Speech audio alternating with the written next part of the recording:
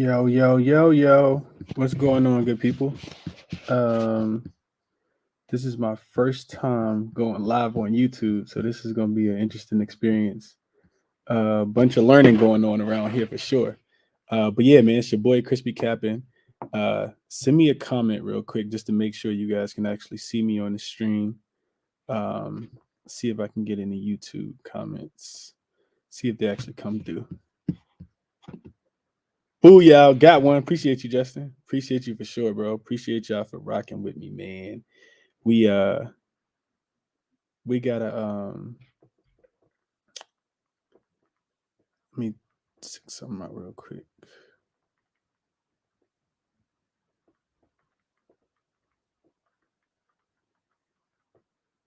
Um yeah, we got a couple things to discuss, man. We got a couple things to discuss. What's up, Sean? What's up? Is that Queen? I think that's Queen. What's up, Queen? Appreciate y'all being here for sure, man. Appreciate y'all being here. We did a long Twitter Spaces yesterday, man. I was rocking with the people for it felt like forever, and appreciate you being here, Ty. What's going on, bro? Um, a long YouTube's Twitter Space yesterday, kind of breaking down all the stuff that was going on in the NBA yesterday, man. It's a bunch of different storylines that's out today.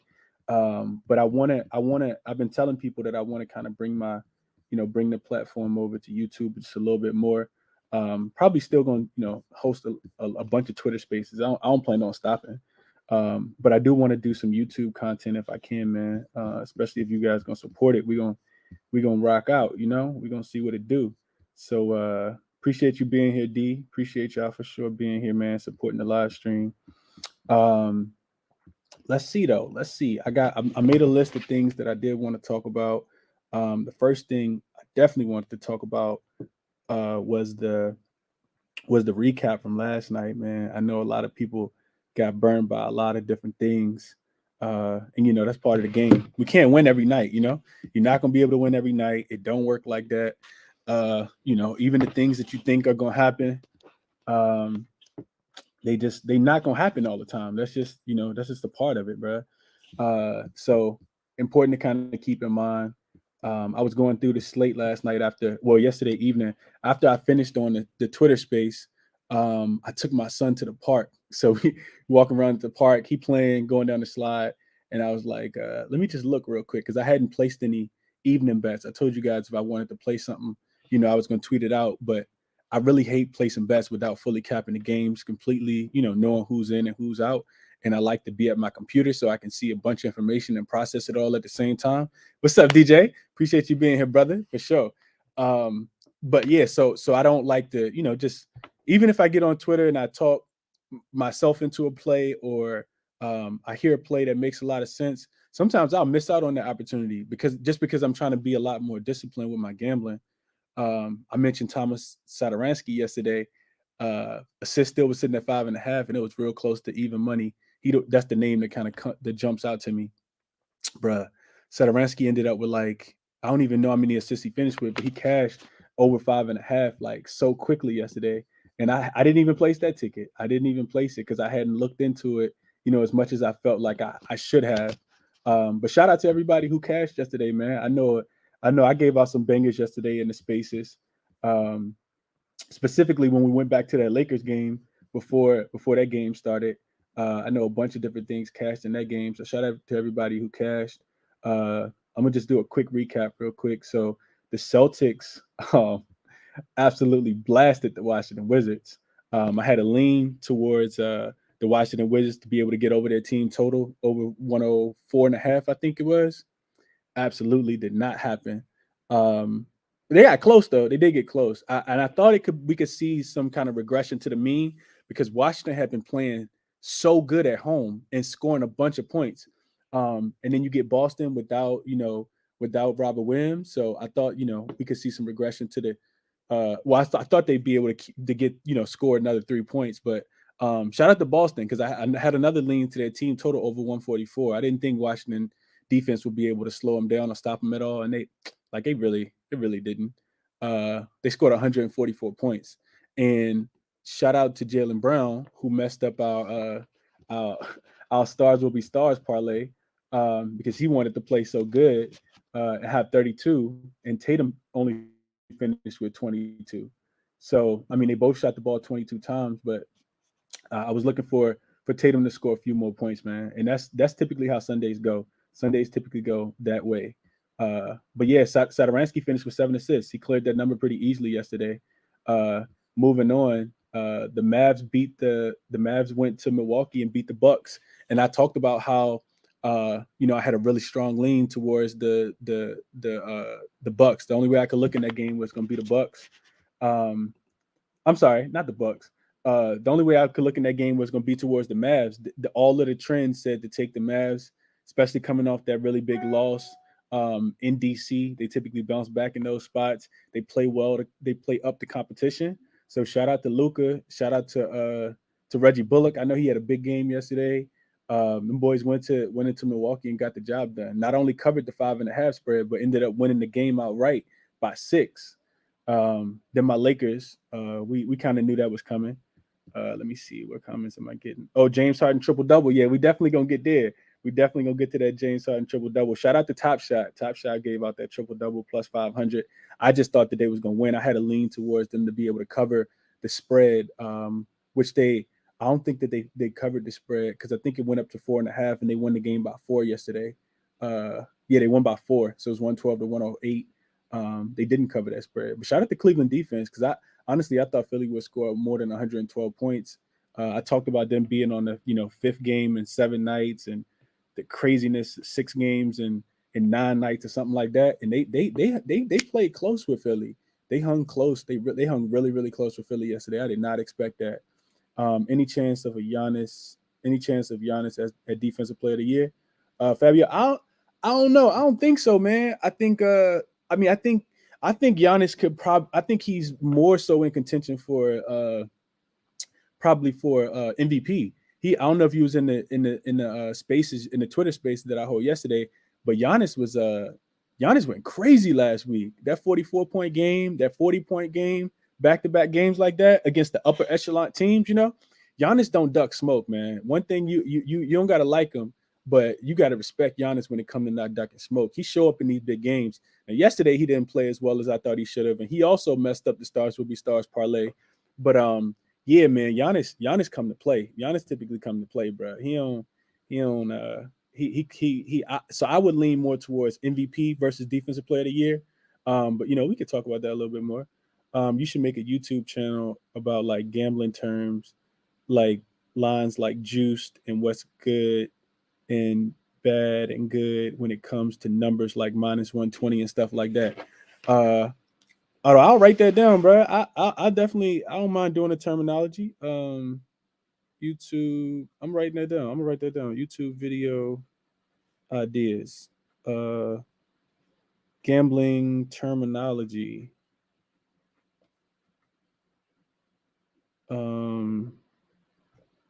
Juiced. Yeah, people don't know what juice means. So yeah, I'll definitely I'll think about some more terms. It's a lot of them. So yeah, that's a good topic. That's a good topic for sure.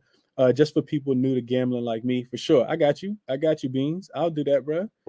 Shout out to Tim for rocking with me. Appreciate you, Tim. Mikel, Defensive Player of the Year. I knew DJ was coming with that one, bro.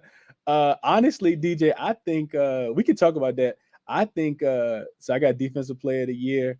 Will most likely be locked in for Bam. I don't know if Bam played enough games this year, Mr. Untouchable. I mean, he has played enough games, but honestly, when I'm thinking about Defensive Player of the Year, and I don't know what that market looks like. I actually like I like Jared Jackson Jr. a lot. If you've been watching Memphis play, we've been cashing on those first quarter, first half bets. And I talk about it all the time, man. Like Jared Jackson Jr., he changes the game so much for them, in my estimation. My guy Sai, what's up, Brody? What up, Sai? Yeah, Jared Jackson Jr. for me, man. Like, I could, that's just my personal opinion. It's not biased because I'm not a Memphis fan. I do love the way that they play the game of basketball, how they get out and run, they compete at, every end of the floor.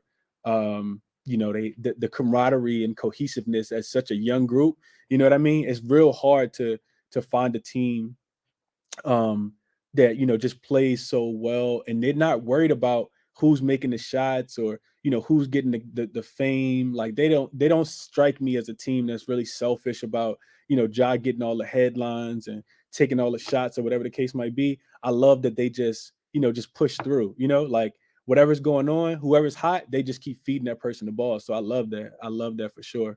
Who is the one player you won't bet on, like no matter how good they play against? Hey, bro, it's a little list. It's a little list, me. So the first thing that jumps out to me, the first person that came straight to my mind. I'm gonna get to the actual content that I'm supposed to be talking about. The first thing that jumps out in mind is Tobias Harris. Man, I have the ultimate love-hate relationship with Tobias Harris, and it's more so hate. And I don't even use hate as as a strong term, but man, Tobias is the one guy. It's just certain players that you just can't seem to get right, like, and I just feel like Tobias is that guy for me, man. I bet on him. It's probably been like 2 months ago now before James Harden got there. Tobias is the guy, man. But yeah, hey, that's a great question too, man. That could lead to a lot of conversation.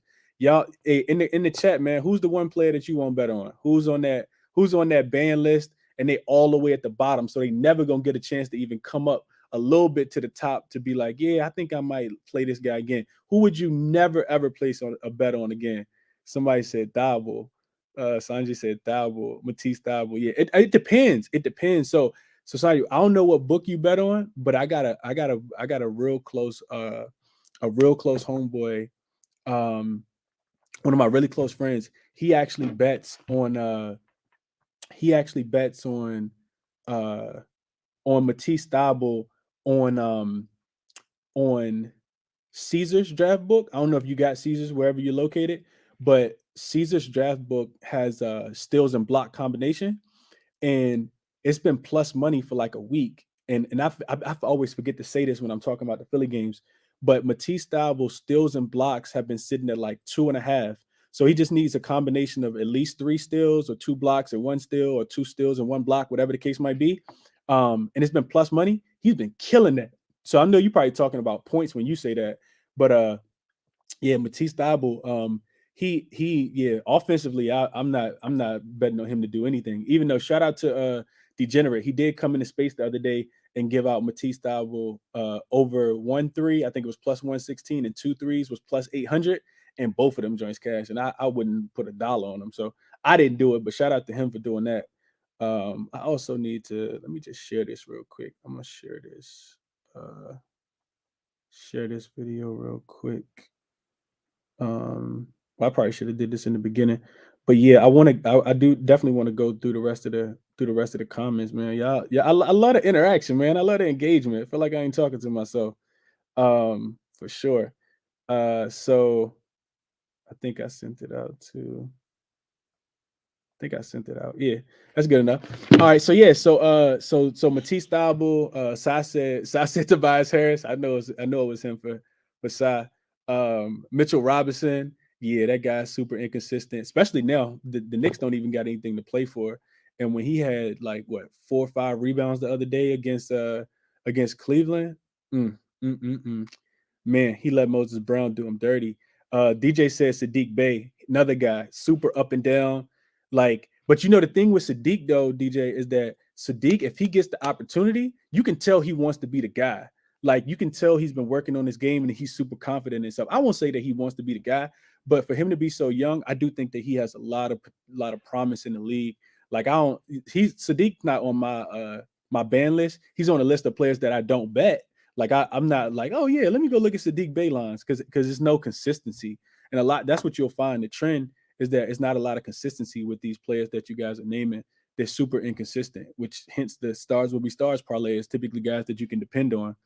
So Sadiq Bey could definitely go on the list. He balled yesterday. No Cade, no Jeremy Grant yesterday. He went crazy. His 6 threes in the first quarter yesterday. Who did they play? They played who did Detroit play? Detroit played the Pacers. And we talked about how bad that Pacers defense was. So yeah, it's a couple people right now in the live stream that could probably hit 6 threes against the Indiana Pacers defense. That stuff is atrocious. Bean said Robinson for sure. Yeah, I could definitely see Robinson. Mikal Bridges over 1.5 threes is on my ban list. Yeah, no, I can see that. Yeah, so Mikal is somebody that I don't typically bet on either.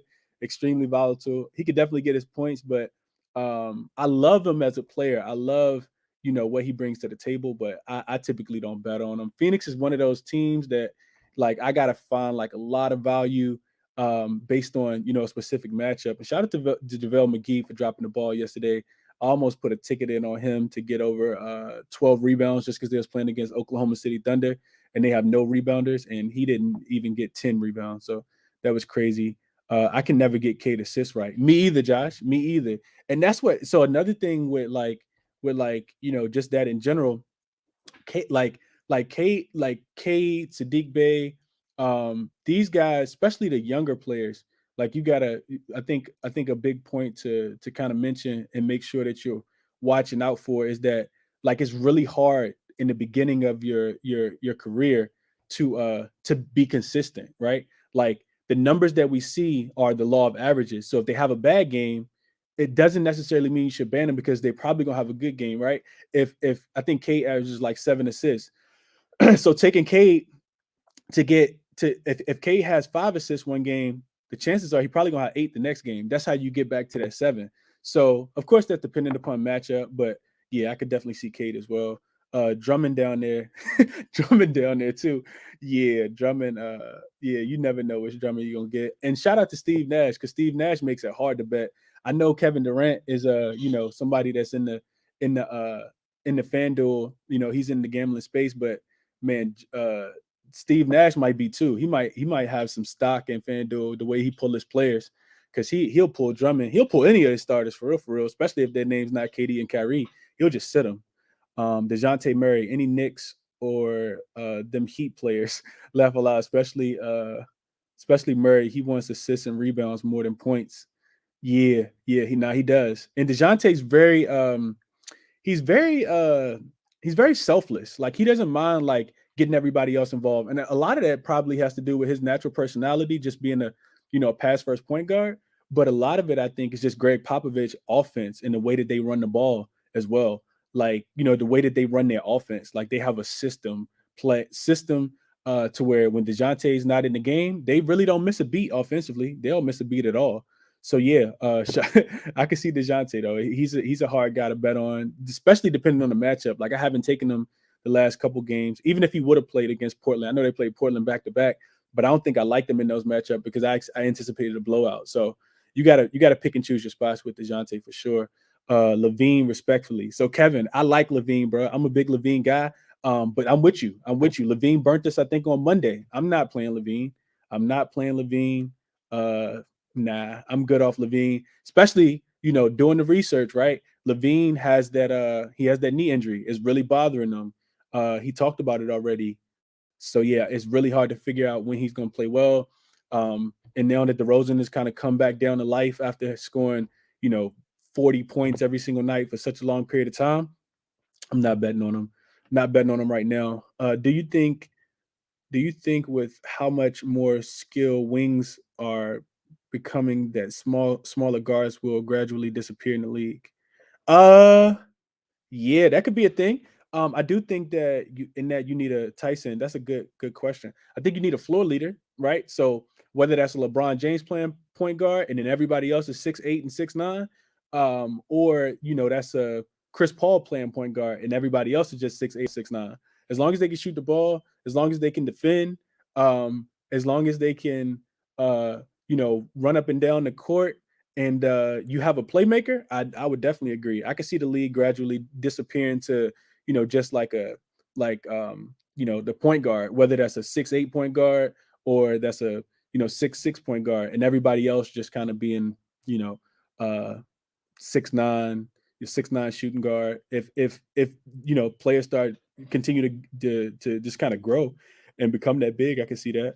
Yeah, I was listening. I wish I had played that one time. Patrick Beverly, yeah. Akbar, nah, bro. Never betting on Patrick Beverly to do anything other than get a technical foul or trash talk. Them the two things I'm betting on Patrick Beverly for. If there was markets for that, I'd be in it, bro. I'd definitely be in it. Zach LaVine is atrocious for not even getting me the money. Tell me about it, Sean. Tell me about it. Finesse. My guy Finesse is in the building. Shout out to Finesse. Finesse the books, man. That's my guy. Appreciate you, Finesse. Klay Thompson has been iffy too. Yeah. Clay has been iffy, bro. Like Clay is one of those guys that's really trying to find his offensive rhythm and his groove since he got hurt. You can tell he's just a step too slow, defensively even. And he's not able to get his shot back, which I think to the natural eye, we expect him. We just remember what Clay used to do, and we think he's going to pick it back up so quickly. But after being off for as long as he's been off, it's not possible at all. Man, y'all like really sent a lot of comments. I was want to get to what I wanted to talk about, but I'm enjoying this. This is cool. I live in Georgia, so only offshore books for me. Sanjay, I got one of my real close friends. Shout out to Lando. I don't know if he's in here or not, but one of my real close friends lives in Georgia as well, and he typically plays on Bovado. I'm not sure what you use, Sanjay. Russell assists. Never am I taking Russell assists. Jazz Band. D'Lo assists, man. Yeah. So the thing with at least when I watched the Timberwolves play, and I didn't watch them play the Houston Rockets yesterday, but when I'm watching the Timberwolves play, they don't necessarily need D'Angelo Russell to get the assist because Patrick Beverley's like he can play point guard, not traditional point guard, but he can get others involved, and when he's out there, he's definitely looking to space the floor and create for others as well. So it's really hard for me to take his assists. And Cat doesn't mind sharing the ball either, especially if he's open. So yeah, Finesse said Jazz done. I'm done with the Jazz too, Finesse. I'm not with them, bro. I haven't bet the Jazz since I gave out the team total against the Washington Wizards, and I think it was like 26.5, 27.5, like 2 weeks ago. Done. Not messing with him no more. Bam Adebayo. I talk about it all the time, but he just not motivated. If you get a motivated Bam, like if he could post us a video or like send us a tweet and say, yeah, you know what? I'm bringing it today. I put my money on Bam because I love his talent. I think he's extremely talented. I'm done with Bam though, because especially it's about opportunity too. So if they got Jimmy Butler, if they got Tyler Hero, if they got Kyle Lowry, yeah, I'm staying off Bam unless it's barbecue chicken alert. And even then, I'm still like, I don't know if I want to take Bam or not. So yeah, not Bam for me. Julius Randle, yeah, Corey. Julius ain't the guy, bro. He is not the guy. Super. I've gotten Julius Randle right a couple times, and man, I think he's done. I think he's done with the Knicks. That's the conversation for another day. But yeah, done with Julius Randle for sure. I don't think Thibodeau gonna bring him back. I think that the quote that I read yesterday that said that he was more than likely, finished for the rest of the season, especially given that they don't got nothing to play for. For all we know, Julius Randle could be in Cancun already. Harden, but I got that triple double yesterday. That's what's up, Ty. I hope you got the plus 800 on the with the win to go with it. But shout out to Top Shot. Top Shot gave out James Harden triple double yesterday, plus 500 in anticipation that Joel Embiid wouldn't play, and then Embiid got ruled in. And Harden still got the triple double. So shout out to Top Shot, man. Top Shot came in and blessed the people with that one. That was a plus 500. And if you, like I said, if you took the win with it, that was plus 800. So that might have been the biggest ticket we cashed yesterday in the spaces in general. So yeah, shout out to Top Shot. The stars will be stars. You posted on Twitter, cashed out big for me the other night. Yeah, appreciate that, G-Lo. Appreciate that, bro. Yeah, people were sending me tips. It was good, man. I love to do that. I honestly did, like I was reflecting on the one I did yesterday, and it missed with the first leg because Tatum didn't even get to his 27.5 or 28.5. And I was thinking, dang, like I probably should have took a day off just because Sundays are so volatile. Like I probably should have just stayed away from it yesterday. I played it, but like I always tell you guys, I'm only putting sprinkles on parlays, bro. I'm not playing a lot on parlays. I don't. Like I know a lot of people do. I do not advise putting a lot of money on a parlay. So when I see people parlaying for $100, I'm like, okay, do your thing. But I'm not doing that. I'm not doing that. Finesse say, like the video. Appreciate you, Finesse. Appreciate you, my guy. I use Bovado and a few other bookies. Also, heads up on when you do the recaps before the game starts. Bovado locks up on player prop bets exactly at 7 or 7 p.m. Games instead of 7:10. Oh, okay. That's good to note, Sanjay. So I'll try to do them a little bit earlier. I'm gonna just make some notes based on so I don't got to go back and read this. So I'll do recaps. If that's 10 minutes before, I'll do the recaps. I'll do the recaps at least 15 minutes before. At least 15 minutes before tip-offs. I'm glad you mentioned that. Yeah, definitely want to keep feeding the people, man.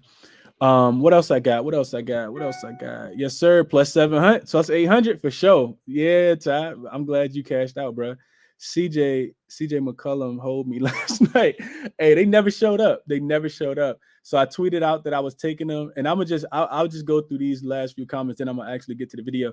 But I got some free time today, which is why I wanted to do YouTube. But yeah, they never showed up. The Pacers are. I'm not the Pacers. The Clippers are also a team you got to kind of reevaluate. You got to reevaluate the Clippers now that they got Paul George back, because a lot of those trends, last 5, 10, 15, 20 games, they're not the same anymore. They were coming out slow. The Clippers been winning first quarters. Now that Paul George back, and I don't know. I kind of so I capped that game completely before I made the play. Shout out Jay Money, because I said that I was tailing Jay Money, but I'm not blindly tailing Jay. Like I'm gonna make my own play as well. But shout out to my guy Jay. When I capped the game, one thing I was looking for was betting trends, and the Pelicans they're a better home team than they are on the road. The Pelicans are also they were also coming off the really big win against the Lakers and didn't have any travel at all. And then they also need to win. Like the Pelicans needed to win that game last night just to solidify that they would have the play-in spot. So I think they're 2 games above the Lakers right now. But now you're still leaving the door open. And I didn't think that they were going to leave the door open last night. I thought that they'd come out and actually compete in that game and have potential to win. But the Clippers came to play, bro. They came to play. Adding PG back in that offense, you can tell it just kind of slides everybody else back in play. So now Reggie Jackson, when he come off the pick and roll, he don't necessarily got to look to score every time. He can actually look to facilitate. I think somebody came into spaces yesterday and gave out his assist. So shout out to whoever gave out his assist, because they definitely cashed yesterday. His assist definitely cashed yesterday. But yeah, the Clippers are. Shout out to Ty Lue too, bro. I think he's doing. I think I mentioned this a couple weeks in the space, but Ty Lue's definitely doing the most with the least. Not having Kawhi, PG been gone for a big chunk of the season, and they still got a much better record than my Lakers. So shout out to Ty Lue, man. Shout out to him for just having the guys kind of believe in themselves, because with that makeshift roster that they got over there, you got a bunch of guys with no superstar, and that's weird when you think about, like, even if, let me just do this real quick. When you think about teams that are, making the playoffs, let me just pull this up real quick, because that just kind of boggled my mind, bro. When you think about teams that's making the playoffs, the Miami Heat, they got Jimmy Butler, Bam Adebayo. Boston Celtics, Tatum and Jaylen Brown. Bucks, Chris Middleton, Giannis, Drew Holiday. Sixers, Embiid, James. The Bulls, Levine, DeRozan. Toronto, we don't even got to go through all they got. Gary Trent Jr., who's not a superstar, but he's an impact player. Fred VanVleet, Pascal Siakam, superstars. Cleveland, Jared Allen when he's healthy. Garland, Atlanta, Trae Young, Hornets. LaMelo did make the All-Star team, and then Brooklyn. We only got to talk about Brooklyn. So that those are elite players. You get to the East, you got Devin Booker, Chris Paul at the top with Phoenix. We talked about how vicious Memphis is. Golden State, we know what they got. Dallas got Luka, who's a real good superstar. So Jason Kidd name probably got to get thrown in that conversation as well, especially being that they only 2 games, they're half a game behind Golden State. They probably gonna end up catching Golden State, honestly. They're a full game behind Golden State right now for the 3rd place in the East, in the Western Conference. So they could definitely catch them. But yeah, moving on. Denver, Jokic, Mike Malone name definitely got to be mentioned as well, especially given what they got. They don't got a lot.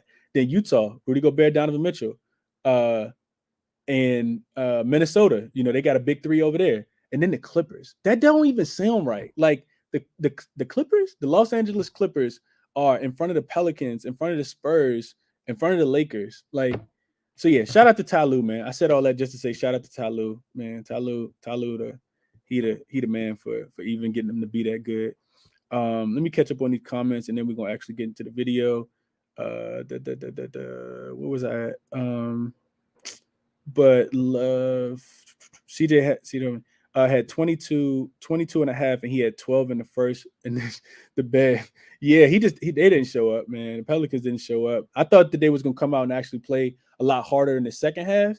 But I think from the tip off, you could just kind of tell that the Clippers wanted it more.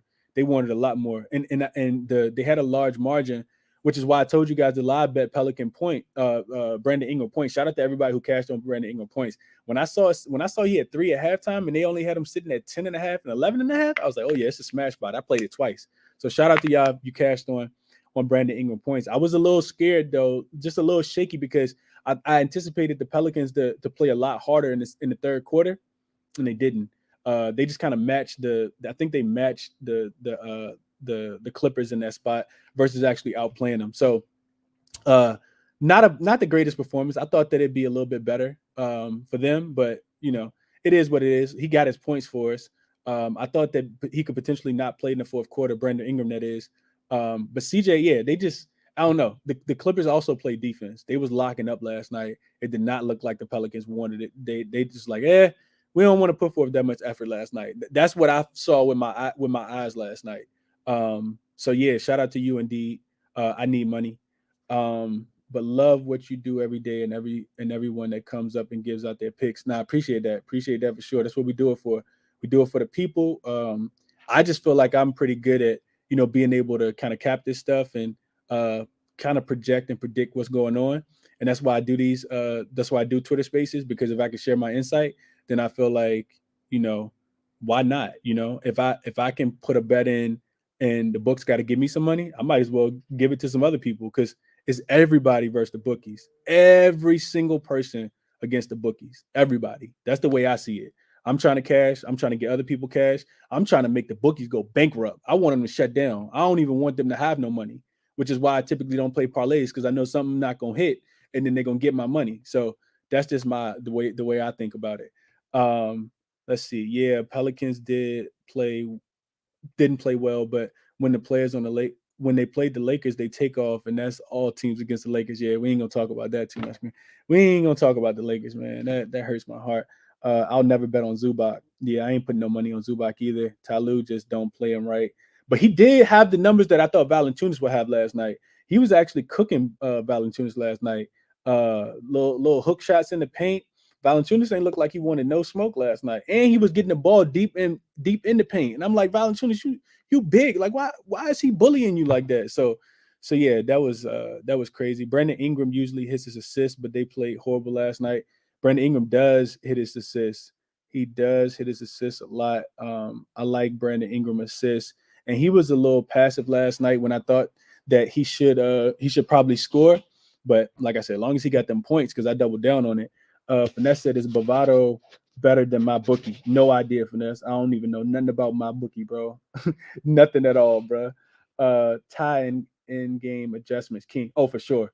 Yeah, Matthew. Yeah, bro. He's the greatest. I think right right now he's the greatest in-game adjustment king in the league, and it correlates with. And shout out to Finesse, because Finesse talk about this play all the time. If you look at the trends, the Clippers don't start the game off well.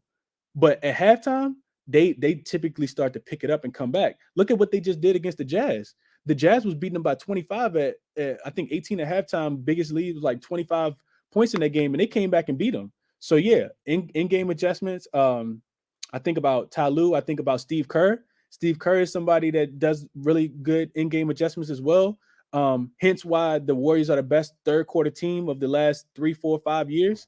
Because he's real good on making those in-game adjustments as well. It's the year of less superstars, more teamwork. Yeah, I can see that to a certain extent. What's up, ChrisBeCappin? Yeah, I think that's what my name always end up coming up as. What up, Daniel? I don't want no electricity in their rooms no more to that point. If I had $100, if you had $100, would you make safe bets in increments of 10? Man, that's a good question. That's a good question. If I had $10 if I had $100 in my account, it depends, right? So I like to put my bets on confidence levels. Am I extremely confident in this thing that's gonna happen, or am I just like, I could kind of see that happen? So for me, if you watch my YouTube videos, I'm never going to post a YouTube video for you guys to tell unless I feel 1,000,000,000,000% confident in it, right? So in that case, if I had $100 in my account and I felt confident enough to make a video about that one play that I thought for sure was going to hit that day, um, I'll probably put 25 on it. That leaves me with 4 more units, right? So if I miss that, then I'm probably not going to play anything else, right? I just need to see what that 25 going to do. Because if it's a minus 105, minus 110 line, it should bring me close to about $20 back, potentially even 24.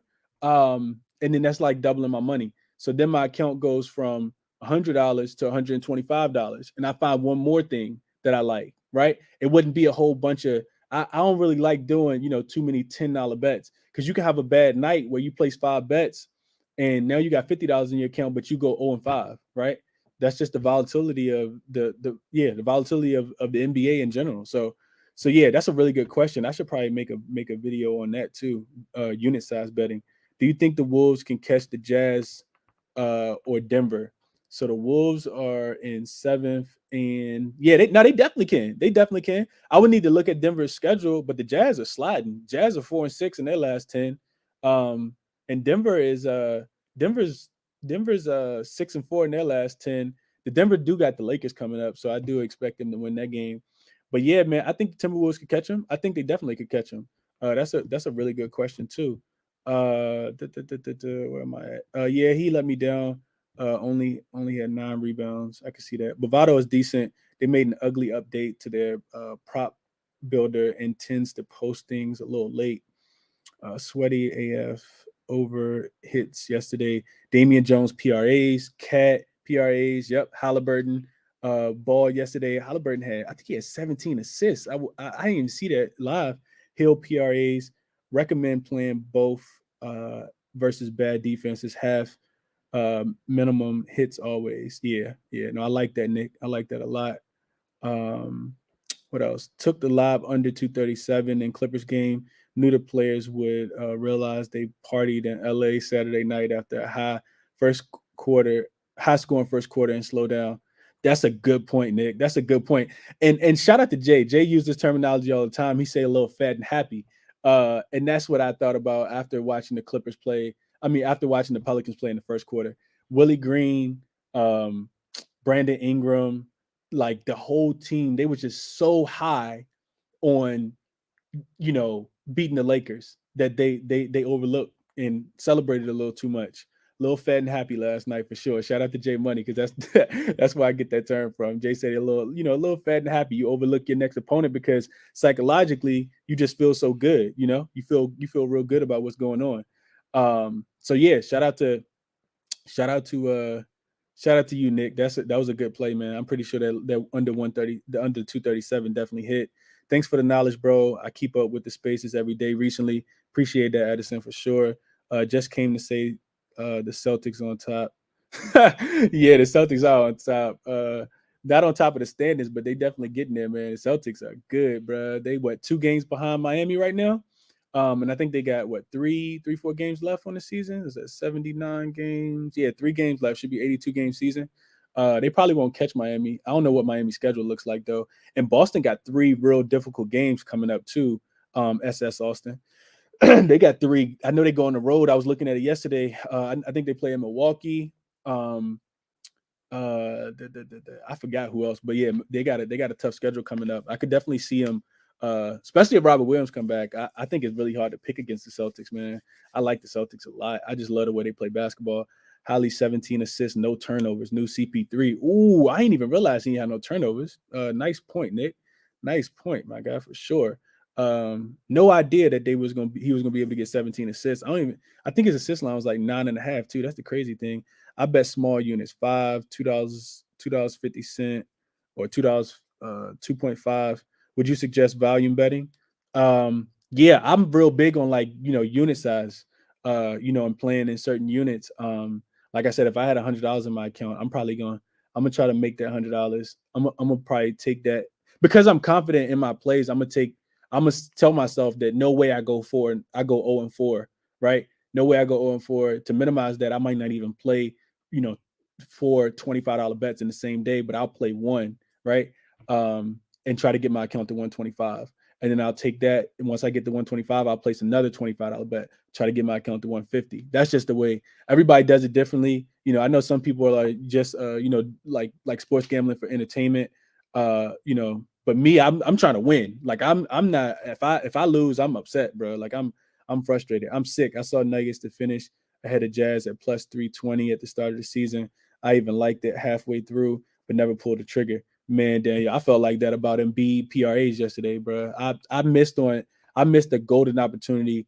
The game was close yesterday, and what you said just made me think about that. The game was close yesterday, and Embiid had 25 and a half, I think, PRAs at halftime. I think he had 27, I think. 27. I think he had 26. He had 18 points and 8 rebounds yesterday at halftime. So he had 26. His PRA was sitting at 50 and a half. And I'm doing my research real quick, trying to look it up. Like, do I want to take this? It's a close game. He should probably dominate the second half. Like, should I take it? The third quarter starts. Before I even know, the third quarter starts and it goes up to 52 and a half. And I'm like, dang, I'm off of it. I'm cool. I'm good. And B crushes the 50 line. The 50 and a half, he crushed it. He had that like at the end of the third quarter. So just, you know, small things like that. You know, I'm always looking for it. But yeah, for sure, man. It's a lot of money to be made in the live betting market. What stat platforms do you use besides StatMuse? That's what I'm gonna get to, Slim. I'm about to get to that right now. Celtics gonna sweep somebody. Yeah, they could definitely sweep somebody, Akbar. It just depends on who they end up playing. Right now, looks like they finished in the 7th seed. If Cleveland stay in the 7th seed, it don't look good for Cleveland at all, man. It does not look good for Cleveland if they stay in that 7th seed and get Boston. And they still got, you know, they probably will finish 7th. There's only 3-4 games left, depending on who the team is. And they might be locked in unless Atlanta get hot or unless Cleveland catches Toronto, which I don't necessarily see that happening. But yeah, they could definitely sweep somebody. Let's see. Mitchell says you still doing spaces at 5:30. Yeah, so Mitchell, I don't think I'm gonna do one at 5:30. I think I'm gonna do one a little earlier. And I'll tweet that out too. I'll probably start one at like 4:30, 4:45, maybe 5 o'clock ish. And kind of go over some of this stuff. We can look ahead for tomorrow as well. But yeah, good question, bro. I hadn't even thought about spaces today. But yeah, I'm definitely doing it. Definitely dropping one. Let's get it. Hey, I'm calling. Let me see. No, I don't got that. I'm looking for something. Hey, I'm calling it now that the Rockets spread of 18 is too high. Nets play no defense, and I think those boys from Houston play hard and cover that spread. Like, I'll probably look at that with you. I'm not putting money on the Nets. I mean on New Orleans though. I'm sorry. You said no defense. I'm not putting money on Houston is what I meant to say. But yeah, they are playing extremely hard. 18 is a lot of points though. I'm with you. I wouldn't put my money on the Nets to cover by 18. Like you said, their defense is horrendous. And it also matters who plays too. I was on Brooklyn -2 the other day as a strong lean on J Money show.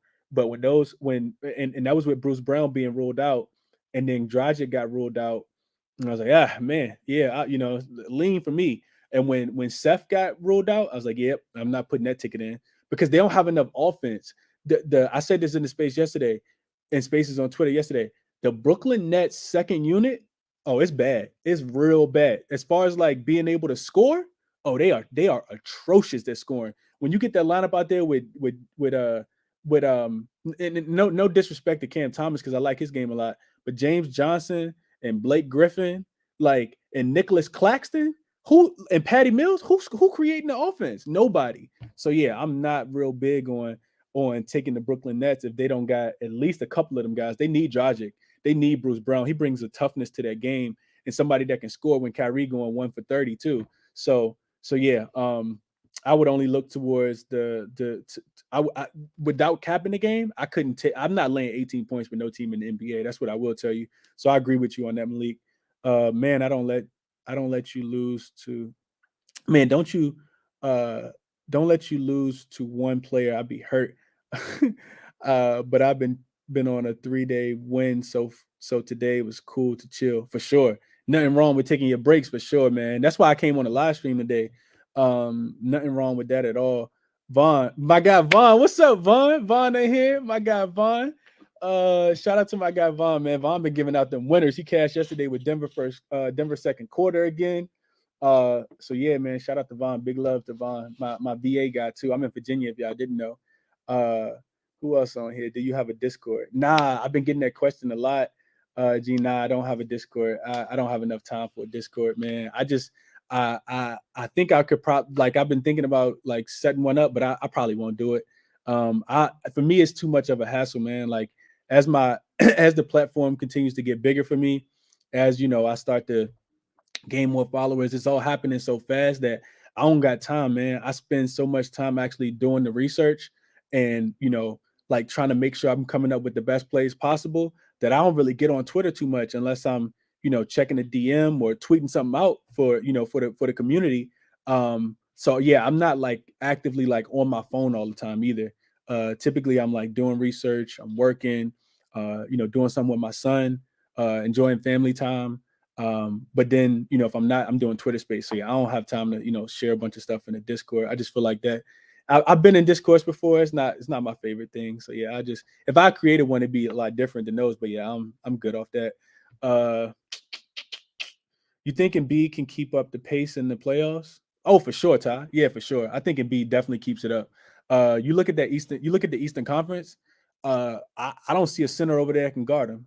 Bam, probably the best. Robert Williams coming back off surgery, probably not. Nobody on the Bucks can guard him. Nobody on Chicago. We talk about Vucevic being barbecue chicken all the time. The Raptors, Kim Birch, nah. Siakam, nah. Yeah. Jared Allen, when he come back, he probably still gonna be hurt. Capella, they all barbecue chicken. Plumlee, barbecue chicken. Nicholas Claxton and Drummond. Drummond did play him really, really well last time they played in Philly. So yeah, I think he definitely keeps it up. And he's hurt though. Like you can tell he's not 100%. D, what's up, bro? Shout out to my guy Derek for hopping on the live stream. Appreciate you for being here, my brother, as always. That's my guy. That's my real guy. My guy D. I can't bet on Boston anymore. Laugh out loud. Blowouts kill my parlays. Yeah, and that's a fact. That's a fact. Even though they hadn't been like involved in too many blowouts. Yesterday was that was a bad beat for us for sure. Never knew Washington wouldn't show up, but I should have predicted it because they had been playing terrible on the road. They just happened to come home, and then all of a sudden they start playing better. So, yeah, they go on the road and they start to suck it up. I wish I could bet on Pritchard or Tice. Me too. Shout out to Prop Bomb because Prop Bomb gave out Pritchard over 1.5 threes against the Pacers, and that cashed pretty easily.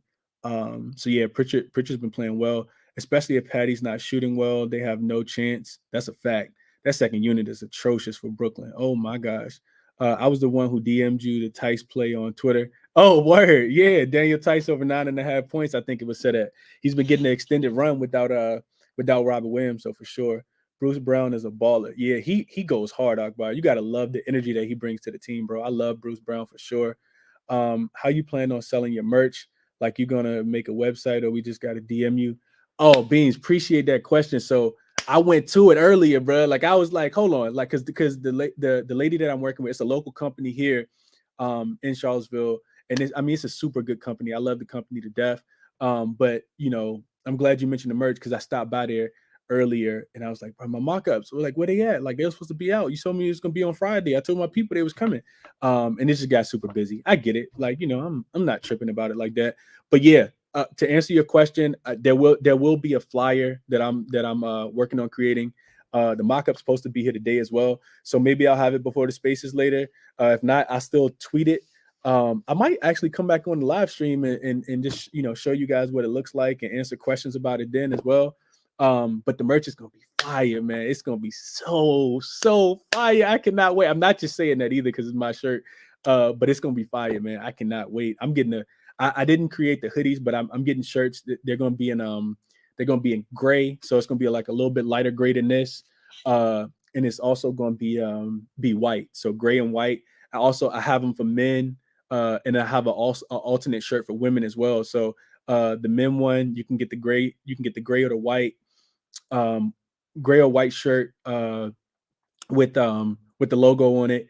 And then the women, you can get, so it's two different women style shirts. You can get a women's like a slim fit, or you can get just like a regular. So shout out to all the ladies that come through. I told you guys I was gonna hold it down for the ladies always. So that's definitely there as well. I'm so glad you mentioned that, Beans, because I was gonna talk about it, but a little later.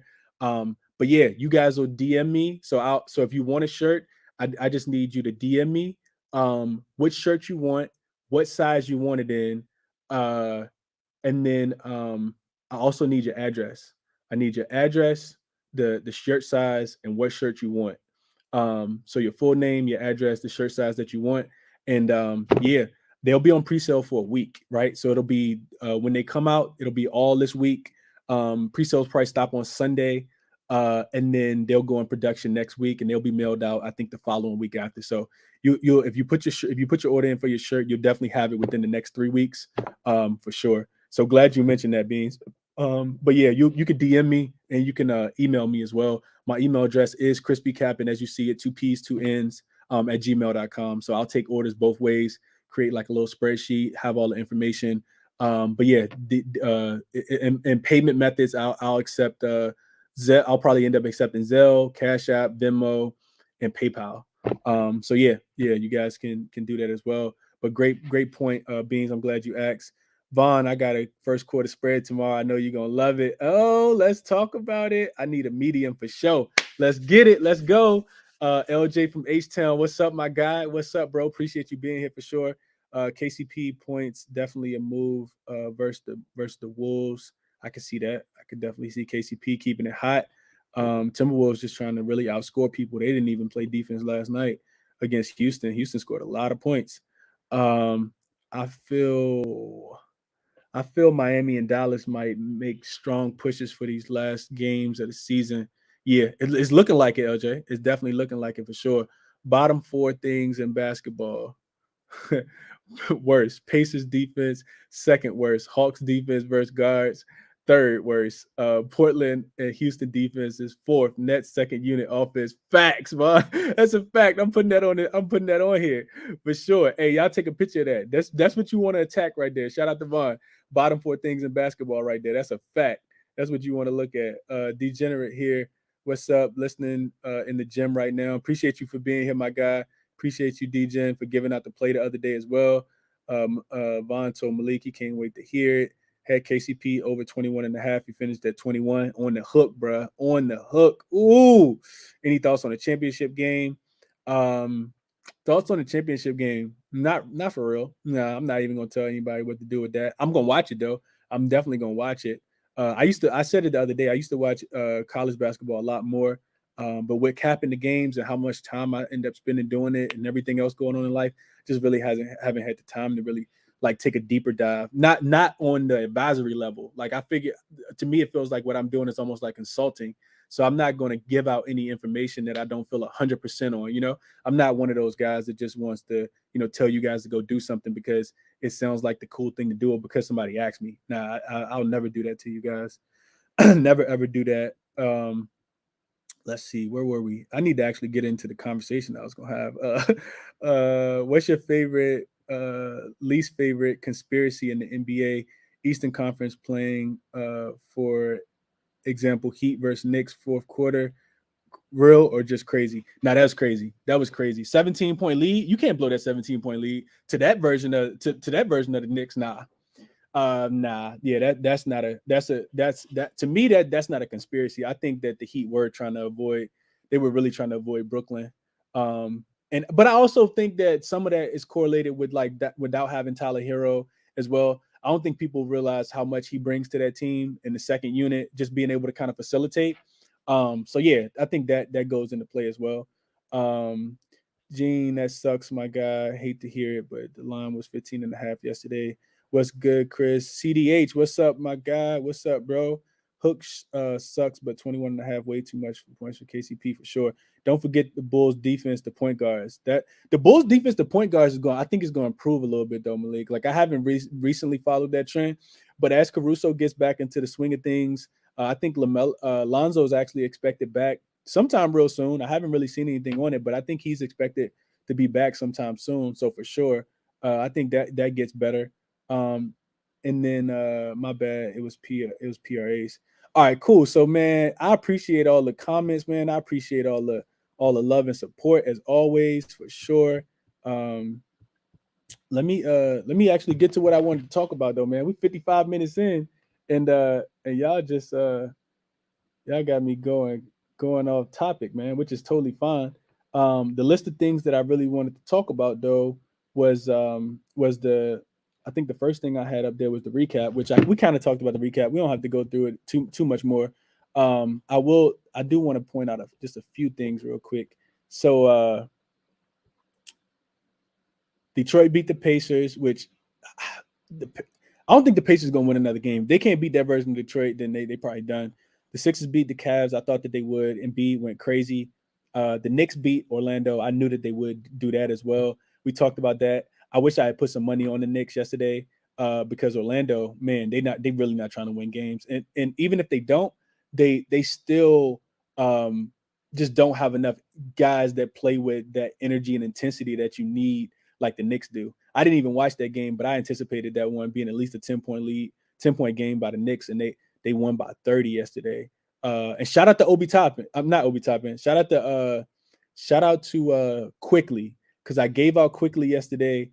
His lines weren't even out yet, and Quickly had a triple double. I did not think that Quickly would get a triple double. I said play his PRA. I don't even know if the lines even came available, depending upon what book you play on. But Quickly balled yesterday. Had a triple double against Orlando yesterday. First career triple double, I'm pretty sure of. Miami beat Toronto. Toronto, I don't know what Toronto was doing. I watched the end of that. I watched the second half of that game. Matt Strauss caught fire yesterday. I think he hit like 6 or 7 threes. All of them was like dagger threes. Miami couldn't miss from three. They was making it rain yesterday from three. So yeah, that was that.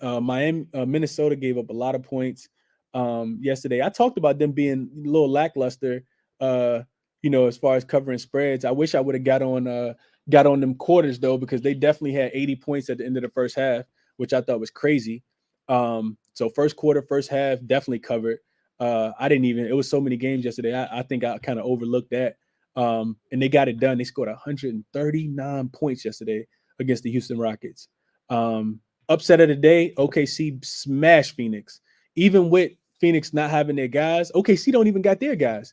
I did not see that one coming. They beat them by 21 points yesterday. Did not see that coming. I know that crushed a lot of people, especially people who had parlays together. San Antonio and Portland. San Antonio started off slow. I know they didn't hit their first quarter or first half team total, I don't think. But they still end up scoring 113 points and getting the Trailblazers out the way, beat them by 21. Golden State and Sacramento. Golden State came to play. Sacramento did not. And I was this close to pushing the button yesterday on Andrew Wiggins and didn't take it. Did not take Wiggins yesterday. Wiggins absolutely balled. I was going to take his points, rebounds, and assists. It was sitting at 24.5, 25.5. He had 25 points by himself. So that definitely cashed. It was just a pivot off of Jordan Poole, because Jordan Poole's number had been so inflated. I think his PRA was like 38.5, and of course he didn't get that. He didn't even need to. Sacramento didn't come to play. Davion Mitchell didn't come to play in that game at all. And then we talked about the Pelicans and the Clippers game already. So yeah, that's that. Let me catch back up. Pacers full on tank. Yeah, they definitely on tank, which is crazy though, Nick, because the Pacers are tanking, but what are they tanking for? They can't catch any of these other teams in the tank job. Like in the tanking race, they still suck. Like they losing that race too, because they got 25 wins, and you got Orlando who has 20, and Detroit who has 23, and Houston who has 20. And OKC who has 23. So they really can't catch anybody in the tanking race, being that they got 25 wins, which is why I thought that they would win the game if K didn't play yesterday. But thank God I didn't put no money on it. Live betting OKC was the play yesterday. Yeah, if you was brave enough to do that, for sure. How did that man get 10 boards? Wow, shout out to Quickly. Yeah, for sure. I don't know how he got 10 boards either. I watched none of the game, but Quickly's one of those guys I talk about. All he needs is opportunity. Quickly will dominate if he gets the opportunity. I love Emmanuel Quickly so much, man. I love Quickly. Yeah, with a lot of games yesterday. I definitely missed a few spots. Me too, Vaughn. Me too, bro. Yeah, that was an absolute smash spot. I don't know how we didn't get on that team total over, bro. That was real. Um, uh, I don't even know what word I want to use. Just real bad for us not to get on that team total. Pacers waited too late to start tanking for sure. Yeah, they waited way too late, Vaughn. It's over. They're doing a good job of doing it now. I don't think they won a game in like 8 or 9 games, but it's too late. It's way too late. Spurs wanted to tank the game with Donovan Mitchell and Jakob Porto late scratches, but Blazers wanted to take more. Yeah, I don't think they wanted to tank. I think something really wrong with them because I think they're really trying to get that getting that play-in game, Steve. I think Popovich probably looked at it and the medical staff probably looked at it, the trainers, and said, we should be able to win this game without Deante. And that's what they did. They won it without him. Pacers tanked too late. Oh well, struggling being a lifelong fan. Yeah, Nick, sorry for you, bro. I'm a Laker fan, so I don't know what it feels like to that be, for it to be that bad as a Pacer fan. But Lakers, we're terrible this year too. Are the Suns giving up on the regular season? I don't think so. I don't think they're giving up on the regular season. I think that they are. Yesterday, I think they were just without their guys. And then I guess to answer that question, I got to go back and watch that game against Memphis. I think maybe they just got shell shocked by Memphis. I think you get a real motivated Suns team in the next game, though. But the other thing, though, is like, why not take a time, to get yourself together because they don't got nothing to play for. Memphis can't catch them. They played so hard throughout the regular season that Memphis can't catch them. They're gonna finish. They're gonna finish with the best record in the NBA. They still got a couple games to break their franchise record in wins. They're gonna finish with close to 65 wins. That's a lot of wins. Shout out to the Phoenix Suns, man. Shout out to DJ. DJ always coming in the chat, giving out Phoenix Suns insight, man. Shout out to I'm getting notifications now. The the Magic tanking. Wendell Carter Jr. out. Jalen Suggs questionable. Cole Anthony questionable. None of them probably gonna play. They probably shoot out another D League team. Franz Wagner ankle listed as questionable. Yeah, probably not gonna play. Are the Suns? What was I at? I took a chance on Wiggins' assist live. He had 3 in the first, but it was set at 5 live. Yeah, nothing wrong with that. Jalen Green. Yeah, shout out to D. Giving Cade a run for his money for sure. He gonna AD. I was looking at it last night. He gonna continue to do that. I know the line probably gonna be like a tad bit inflated, but to me, if they're playing against a team that plays up in pace, if the Houston Rockets are playing a team that plays up in pace, and I don't know what their schedule looks like moving forward, but if these last couple games, if the Houston Rockets are playing a team that plays up in pace and they're playing a team that doesn't stop guards, I'm putting tickets in on Jalen Green. His usage has been through the roof. I'm actually upset with myself for not placing him every single time because I've been not watching so many Houston Rocket games, but just looking at so many different things, reading so many different things. I'm putting that ticket in on him, and I'll just have to live with the results as long as the lines aren't too inflated. Because he's really gunning for that. He's gunning for that for sure. D. Suns getting ready for playoffs. No repeat of last year. Yeah, no, that's a fact, DJ. No, that's a fact. I think they just want to be rested. Suns need one more win to to beat the franchise winning record. Yep, for sure, Akbar. The owner of the Grizzlies is young and motivated to make any adjustments for them to win it all. In the near future. Yeah, so that's what I want to kind of talk about a little bit today, Steve. I know I've been going for an hour, but if y'all keep rocking with me, I'm gonna just stay on here. I got some time today. His threes have been cashing for me. Yep, he done hit 4, 5, 6, especially in the matchups against. They just played Portland twice. Man, he been going crazy. The reason why Portland makes it so much money is because they are not good and they still like to run. And the Rockets love to run. So you just get just back and forth, up and down the court. People cashing. Green gonna pay my mortgage for the month. No, I love it, man. I love it, bro. Jalen Green. Oh, I knew you was talking about. Rockets have Brooklyn, Raptors, Hawks last 3 games. Yeah, I'll probably take them. I'm taking them. I'll probably take them against Brooklyn. I'll look a little more into it, but I'll take them against Brooklyn. I do feel like eventually Brooklyn got to get it together on the defensive end, bro. To lose to Atlanta, like Atlanta didn't even have so many guys. Like I don't know. Maybe I'm just like, maybe I'm not so completely on Atlanta, but I just feel like KD and Kyrie got to be enough to beat Atlanta. They don't play no defense. Like, yeah, but yeah, against Brooklyn, Jalen Green, I'll probably end up looking at him against Brooklyn. Brooklyn loves to run. Against the Raptors, probably not. Probably not against the Raptors. They scrappy on defense. And the Hawks, I probably will look at them against the Hawks as well. So shout out to you, LJ, for throwing that in, bro. I'm taking Jalen Green points against the Nets. Yeah, for sure, Steve. I probably do. Yep, that's what I was thinking. I just said that. Yep, against the Nets and against the Hawks for sure. I like those. I like those a lot. So I did the recap, discussed the NBA the future markets. That's what I wanted to talk about a little bit. And I wanted to, I'm curious what you guys think. So to not even make the playoffs anymore, to make the finals, this would actually inspired me to kind of want to talk about that, to make the finals. So right now, I'm just on FanDuel, pull it up on whatever book you want to. Maybe the odds are slightly different, but to make the finals right now, you got some pretty good odds, some really good odds. The one team I was looking at, and what I want you to do while you're thinking about this is I want you to think about the two teams that you think are going to finish in the Eastern Conference Finals and the Western Conference Finals, right? So this is how I evaluated it.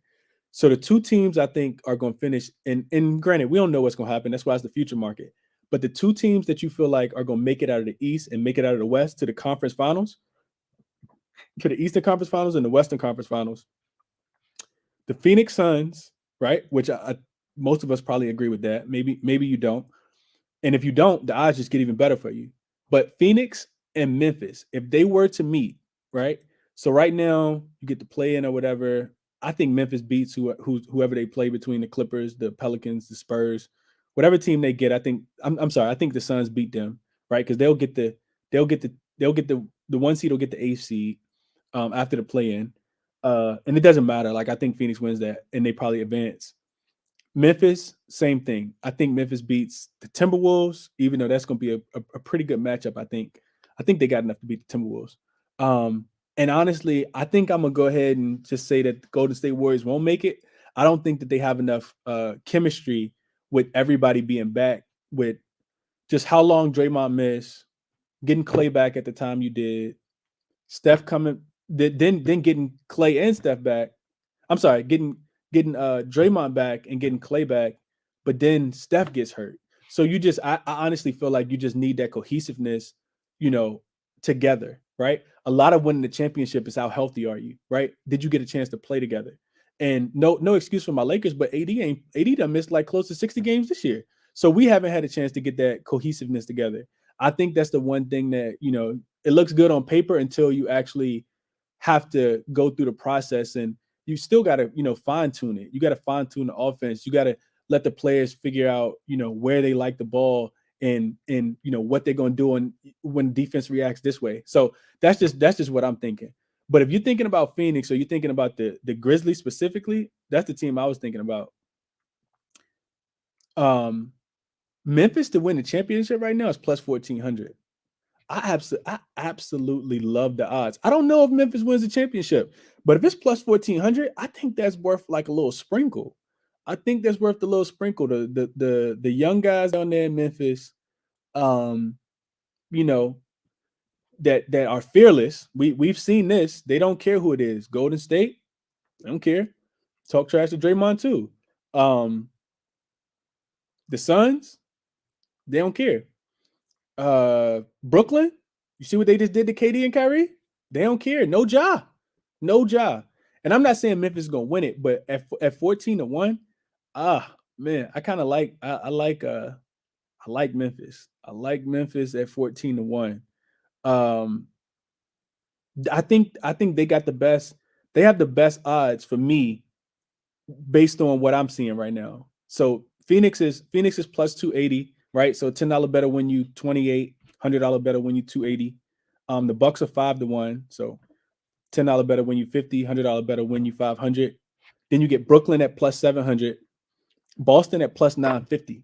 That's not a bad look either. Even though I think they're gonna try to rush Robert Williams back because he makes such an impact on the defensive end that I don't know how I don't know if he'll be the version of himself that he needs to be in order for them to play. In order for them to play at the elite level that they've been playing at defensively, I think that he needs to be 100%. Because Daniel, like when you substitute him for Daniel Tice, is not the same. That's not the same. But I love Boston's ability to be able to play defense. Golden State's at 950 as well, which to me is really weird because I think Boston has a better chance to win the championship right now than Golden State does. But that's just me.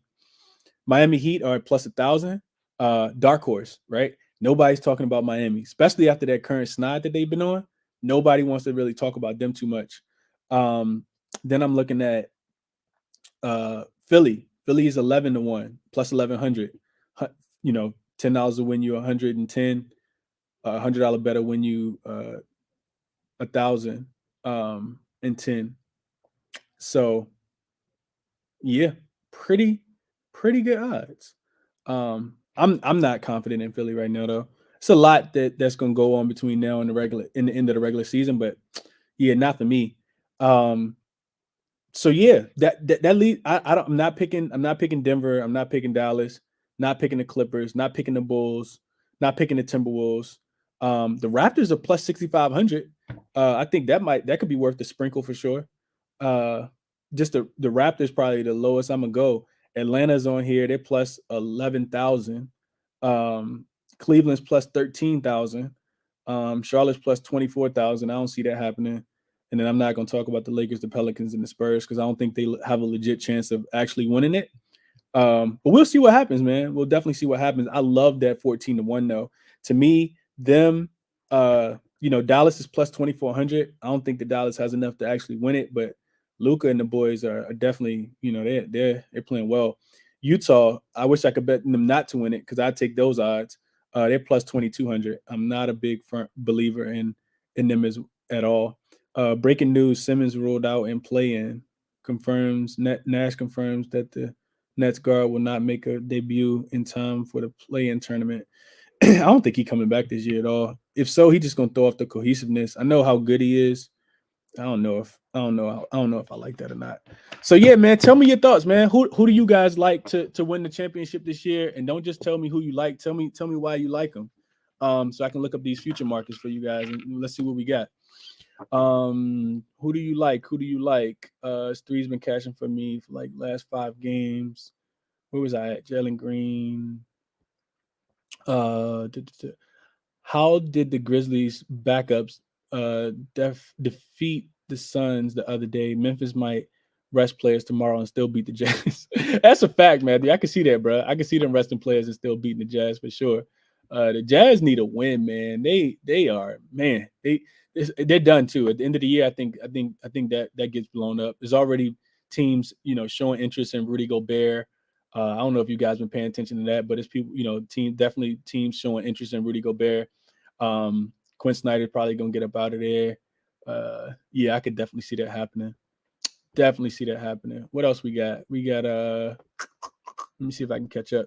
Phoenix and Milwaukee, but who though is the real question? Yeah. I'm with that, Bond. Phoenix and Milwaukee, I can see that. If Boston gets back Williams soon, I'm taking them to get out of the East. I can see that, Steve. So Steven, I did see that if he's not coming back, I talked about it yesterday in space. So Robert Williams not coming back until he's not coming back until I think the second round. I think they said he's not going to be able to play in the first round because of the surgery. Dallas going hard out of the West. They definitely are, DJ. LJ. They definitely are, bro. Dallas come to play. Dallas has momentum. I've had them third in the West. I'd have them third in the West as far as making conference finals. Yeah, I could agree with that. I think that they are the third best team right now because I don't feel like Golden State is the third best team, not currently constructed. So I could only agree with that. I also think that the Mavericks are better than the Nuggets and the Jazz. The Timberwolves sneaky good too. I do like the Timberwolves. They just can't play well on the road. My only question with Memphis is how healthy is Ja? They're not getting a deep run without him. Yeah, I don't know, man. I just feel like them boys are fearless. I think they could make a deep run even without Ja. the numbers show that they actually play better without him. I'm not saying, I know they did not better without him, but they average more points. The defense picks up just a tad bit. I love Ja to death. I think he fits that system perfectly. He's one of my favorite players, probably top 3. But I think they can make a deep run even without Ja, just because of the way they play defense and the way they get out and run and the way they trust each other. I was looking at that plus 1,400 yesterday too. Yeah, Mimi, that plus 1,400, boy. When I looked at it yesterday, I was like, hold on, what? We sleeping on it? Yeah, I like. I didn't put in any future tickets, but that's the one I started. I like the most. Memphis are too deep and got the togetherness for sure. Akbar, that's what I see. I see the togetherness, right? I definitely see a lot of togetherness. You know, they just rooting for each other, chanting each other on. They do post-game interviews. The whole team run over. Just feel like a college party. Like I miss the atmosphere myself. I sprinkled Grizzlies at plus 2,200. Ooh, spicy. I like it. And Philly at plus 620 back in February. Okay. Grizzlies versus Celtics. Don't add me. Oh man, I could kind of see that. I think Robert Williams needs to be in that game. My favorite bet is the Mavs for the finals. Ooh, I wonder, when did you put that in, Alex? When did you put that bet in for Mavs in the finals? I don't trust Harden to show up in the playoffs. Me either, Steven. I got to see that, Steve. I got to see it first, bro. He always fold, and this, another team. I don't know how many superstars he feels like he needs to play with in order for him to get to the championship level. But he didn't even get this one a whole season. He didn't even go to the playoffs with 2 championship guys already who got rings already, right? Like he didn't even go. This year he had Embiid. He had Harden and KD. They both got rings. They know what that. What that takes, that mental toughness, being locked in, you know what I mean? So he didn't even get him a try. So yeah, Harden, I wouldn't trust him either. That's just me being cautious too, though. MIA, Miami. Okay, Zach. I think people are sleeping on Miami for sure. Oh, 100%. I might take his unders on points every game. I don't even know who you talking about in reference to that. What you added Steve on. His unders. Let me catch back up. Grizzlies. Yep. Grizzlies versus Bucks. Okay. We got some Grizzlies love. I didn't think I was crazy. I'm not saying that they're going to get there either, but that's what I'm looking at. Celtics number 1 off, and definitely in the last 2 months. Years. Number 1 offense and defense in the last 2 months. Yep. Jazz need to blow it up. Yeah, I think they're done. Jalen Green is at 24.5. Ooh, we can talk about that a little bit. Shout out to Josh. J Money called it a month ago. The Jazz are getting blown up at the end of the year. Yep, Jay did call it. He did say it, and it's funny how he can predict. How teams are going to play. Jay got a real good eye for the NBA, man, which is why he's such a profitable gambler. Shout out to my guy. That's one of my goats, man. I love Jay. Love Jay to death. Clippers to win the West, 1,600. Throw some pizza money on it. On that, Kawhi and Norman coming back soon. I don't know what version of Kawhi we're going to get, but I do think that, I know for sure if Kawhi come back, he's going to be 100% because Kawhi not playing injured. Norman Powell been playing real good for them too. The only thing I worry about that with Spliff is that what version, do they have enough time to get the togetherness, because we do know how good Kawhi is. That cannot be understated. Kawhi is a Hall of Famer already, Finals MVP, can lock you up defensively, can give you 30 on any given night, can give you 40 on any given night. He's still the alpha, and PG is still Robin. He's Batman. He Tito, he not Michael. Kawhi is Michael for sure. So yeah, I think I just don't know I don't know if they have enough time to all kind of play together. But shout out, like we said, shout out to Ty Lue. We see what he do with what he got, man, for sure. Have you seen any of those stats about D Mitch not passing to Gobert? For sure, Vaughn. I'm always looking at that, bro. He can't stand Gobert. I've seen Donovan Mitchell come off the pick and roll, go into his right, Gobert be wide open off the switch with a point guard against him, and Donovan Mitchell shoot the 3 in somebody's face instead of just dumping the ball down to Rudy Gobert. It's some of the funniest stuff you ever see, bro. It's definitely some of the funniest stuff you ever see. Don't see Suns or Nets winning it. Milwaukee shipped to lose. Yeah, that's a fact. Milwaukee got the cohesiveness too, man. And at the end of the day, when you got to go through Giannis to win anything, good luck, bro. Like, good luck to you, man. Giannis is a man amongst boys. He's on a mission. I don't think that he's got complacent at all. He still shows up every single day, works hard. I don't know what happened yesterday because I missed that game because of spaces. I got to go back and watch why he only had 22 points because I was expecting another 40-point game from him. The Nets need to replace Nash at the end of the season. They may, depending on how things go. With that talent level they got over there, 2 future Hall of Famers. You gotta win now, or expectations of championship or bust for sure, Steve. I agree with that.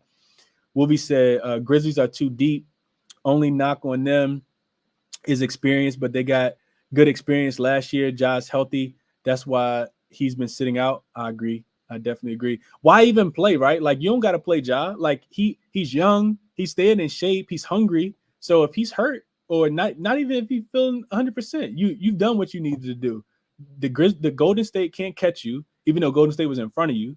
And you're gonna finish second in the Western Conference and get into the playoffs. What else? What's up, Chris? Just getting here. Have you gone over Cappin resources yet? No, I have not. That's a great question. I think that's Gerson. But yeah, I'm gonna get to that. Mr. Guess Who said I got Memphis plus 900 and Celtics plus 650. Ooh, plus 7,400 odds. March 21st. Ooh, that's spicy. That's spicy. Parlay the things together. Memphis and the Celtics both to go. Man, that's that. Okay, I like the plus 7,400 for sure. How serious is Ja injury? Seems like they're resting him for the playoffs. I agree with that, Mimi. I don't think that his injury is severe at all. I haven't read anything to kind of back that up, but he seems to be fine to me. I think it's more so a precaution. They're just trying to be precautious with him. They don't want to do him. They don't want to risk him getting hurt for sure. So yeah, that's a great question though. Bucks, Celtics, Eastern Conference Finals, Suns, Grizzlies, Western Conference Finals. I could see it. I could definitely see it. Yep, and they're not on track to play each other either. Yep, they would only play each other then. So yeah, I could definitely see that. Who said that? Malik said that. Yeah, I could see that, Malik, for sure. I will definitely not bet on Harden during the playoffs. He won't show up. Yeah, that's a man. Yeah, I don't want to throw no dirt on Harden's name, but yeah, you kind of got to see it. You got to pass the eye test before people want to put money on you. I put one bet for the Mavs at the start of the season and another one after Dinwiddie trade. I really think Luka is an amazing player in most important moments. I agree. Luka got something to prove, man. Luka definitely got something to prove. And that's what makes the NBA so great. It's so many players who got something to prove, man. That's why I sit back and watch this stuff all the time and read all these articles from beat writers and follow these players so much. Luka be talking trash, bro. Like, Luka try to get at you every single game. I got to go back and watch the end of that game because I was doing spaces yesterday, so I missed it. But yeah, this is my first time betting during the NBA playoffs. What can a new sports bettor be aware of during the playoffs? Good question, Tonka. That's a really good question. I think one thing to kind of just to kind of like, I'll give you one piece of advice and I'll move on because I know I got a lot more comments and I got some other things to get into, Tonka. But I would say that in the playoffs, you don't typically get that consistency all the time from players. So really look into the beat writers, the players the superstars who have bad games, like in game one, expect them to come back and really be locked in and focused in game two, and vice versa, right? The superstars who play well in the first game might not necessarily play as great in the second game. We talk about it now when we talk about back-to-backs. Whether it's the Spurs and the Blazers, which the Spurs, they hit all their player props, they hit all their team totals in the first game when they played on Friday against the Portland Trail Blazers. They hit the over, 30.5, 31.5 for the first quarter team total, 62.5, 63.5 for the first half. But then yesterday, you don't see that, right? So it's not consistent. And I think that's the greatest answer I can give you, Tonka, is that whatever you see in the first game doesn't necessarily mean it's going to happen in the second game. So that's what I'll say about that. Pistons in 6. AOD. Oh, man. AOD. Pistons in 6, bro. Oh, man. Okay, what are we doing here? Doncic was really amazing versus the Clippers in the last two seasons with the worst roster. That's a fact, Alex. I agree. Any version of Kawhi, they don't need him to drop 30. Shout out Chris. Shout out to you, bro. Shout out to you, Tonka. Yes, sir. Boogie, talk to him. Don't bet against Kawhi in the playoffs. That's a fact. I guess I did kind of overlook Kawhi, just kind of not knowing, what version of Kawhi we're gonna get. I don't like teams that are have to make major adjustments towards the end of the season. If he came back, last week or something like that to kind of get a couple games in, I would say I would definitely be a little higher on Kawhi. But you have to catch up in game speed. Kawhi missed the whole season too. It's not necessarily when he comes back. I mean, that's a factor of when he comes back, but it's also like how long has he missed, right? So we talked about it with Klay earlier. Klay missed a lot of games. So I think just having Klay out for that amount of time, is a tremendous tremendous impact. Same thing with Kawhi. Deepest team in the league, wings galore. Spider trying to get out of there for sure. Yeah, Spider trying to go to New York, man, is what I'm hearing. I think Spider want to go to New York for sure. What else we got? Completely off topic, but can we talk about Dame making the NBA 75 when he hasn't won anything except a couple playoff game winners? Yeah, Josh. I saw a lot of people say that. He said love Dame, but shouldn't have made it. I saw a lot of people on that same narrative, Josh. I'm a big Dame fan too. I love Dame, man. I absolutely love Dame. I don't know if he should have made that list, though. I do not know if Dame should have made that list, man. I think it's a couple players that probably should have made it before Dame, but I'm a big Dame guy. I'm a big Dame guy. And that's conversations that, whenever you create a list, everybody not going to be able to fit, right? Whenever it's top anything, top 5, top 2, best, top 100, whatever, somebody's going to be missing on that list and people can go looking for it. So that's a conversation that we could have for a long time, Josh. But I agree with you, bro. I don't think that Dame should have made the list, and I'm a big Dame fan. Dame's probably top 5 player for me in the NBA right now. I love Dame a lot. Ty said, Vaughn, he pretending he not even on the court. Is John Wall still in the league? I haven't heard from him in years. Yeah, Wall's still down there in Houston collecting them checks, bro. Wall down there getting paid, sitting on the bench, sitting down there chilling. He was trying to, they was trying to work something out to get him, out of there so he could go join a championship contender.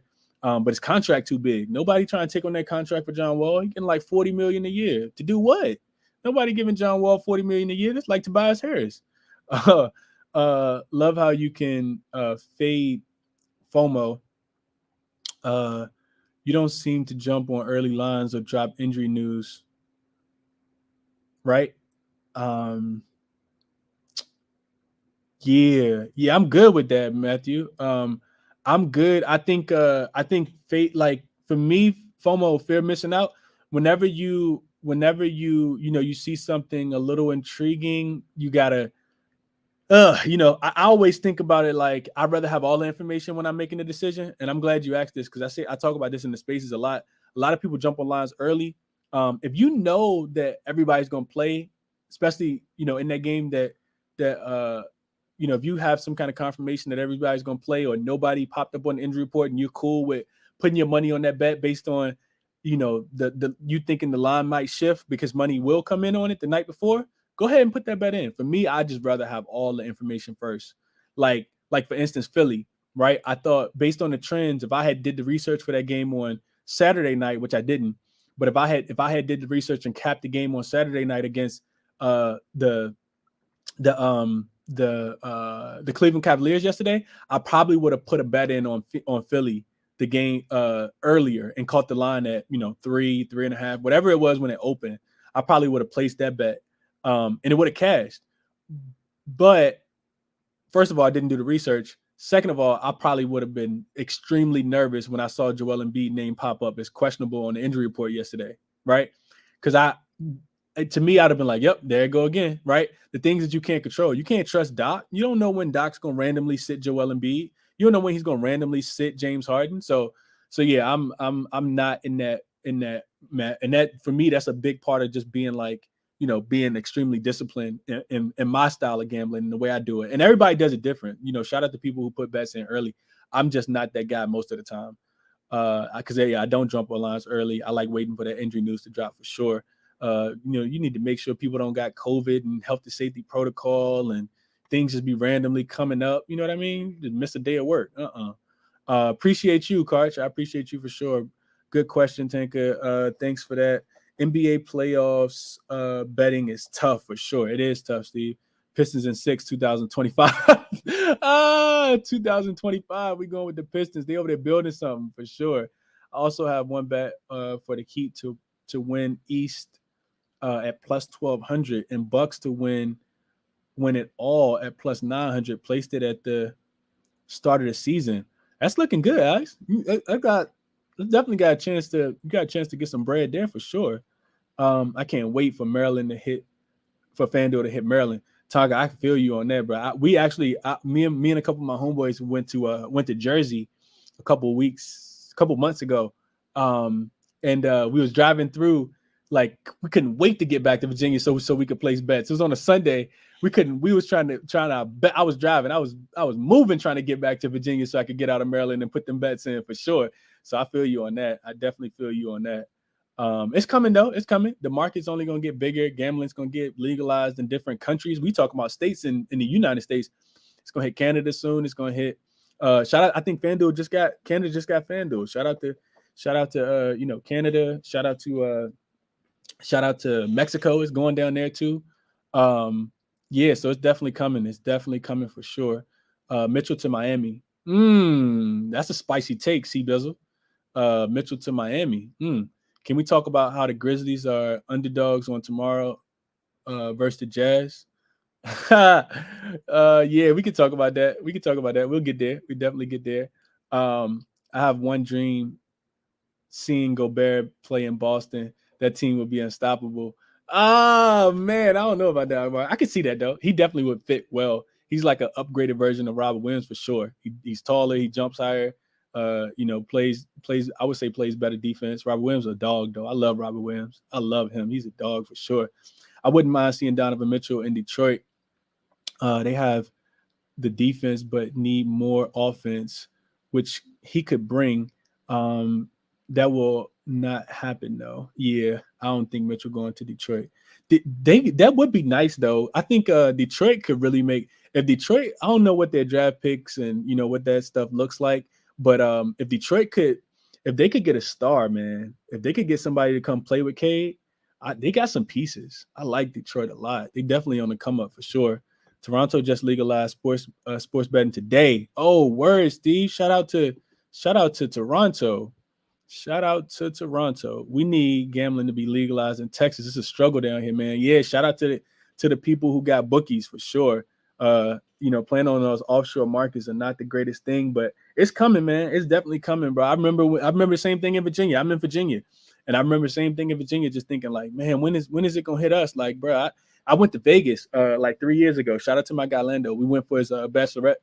I said for his bachelorette, his bachelor party, and we had so much fun. We was betting, and just so happened it was on March Madness, his birthday, all of that. We had a ball.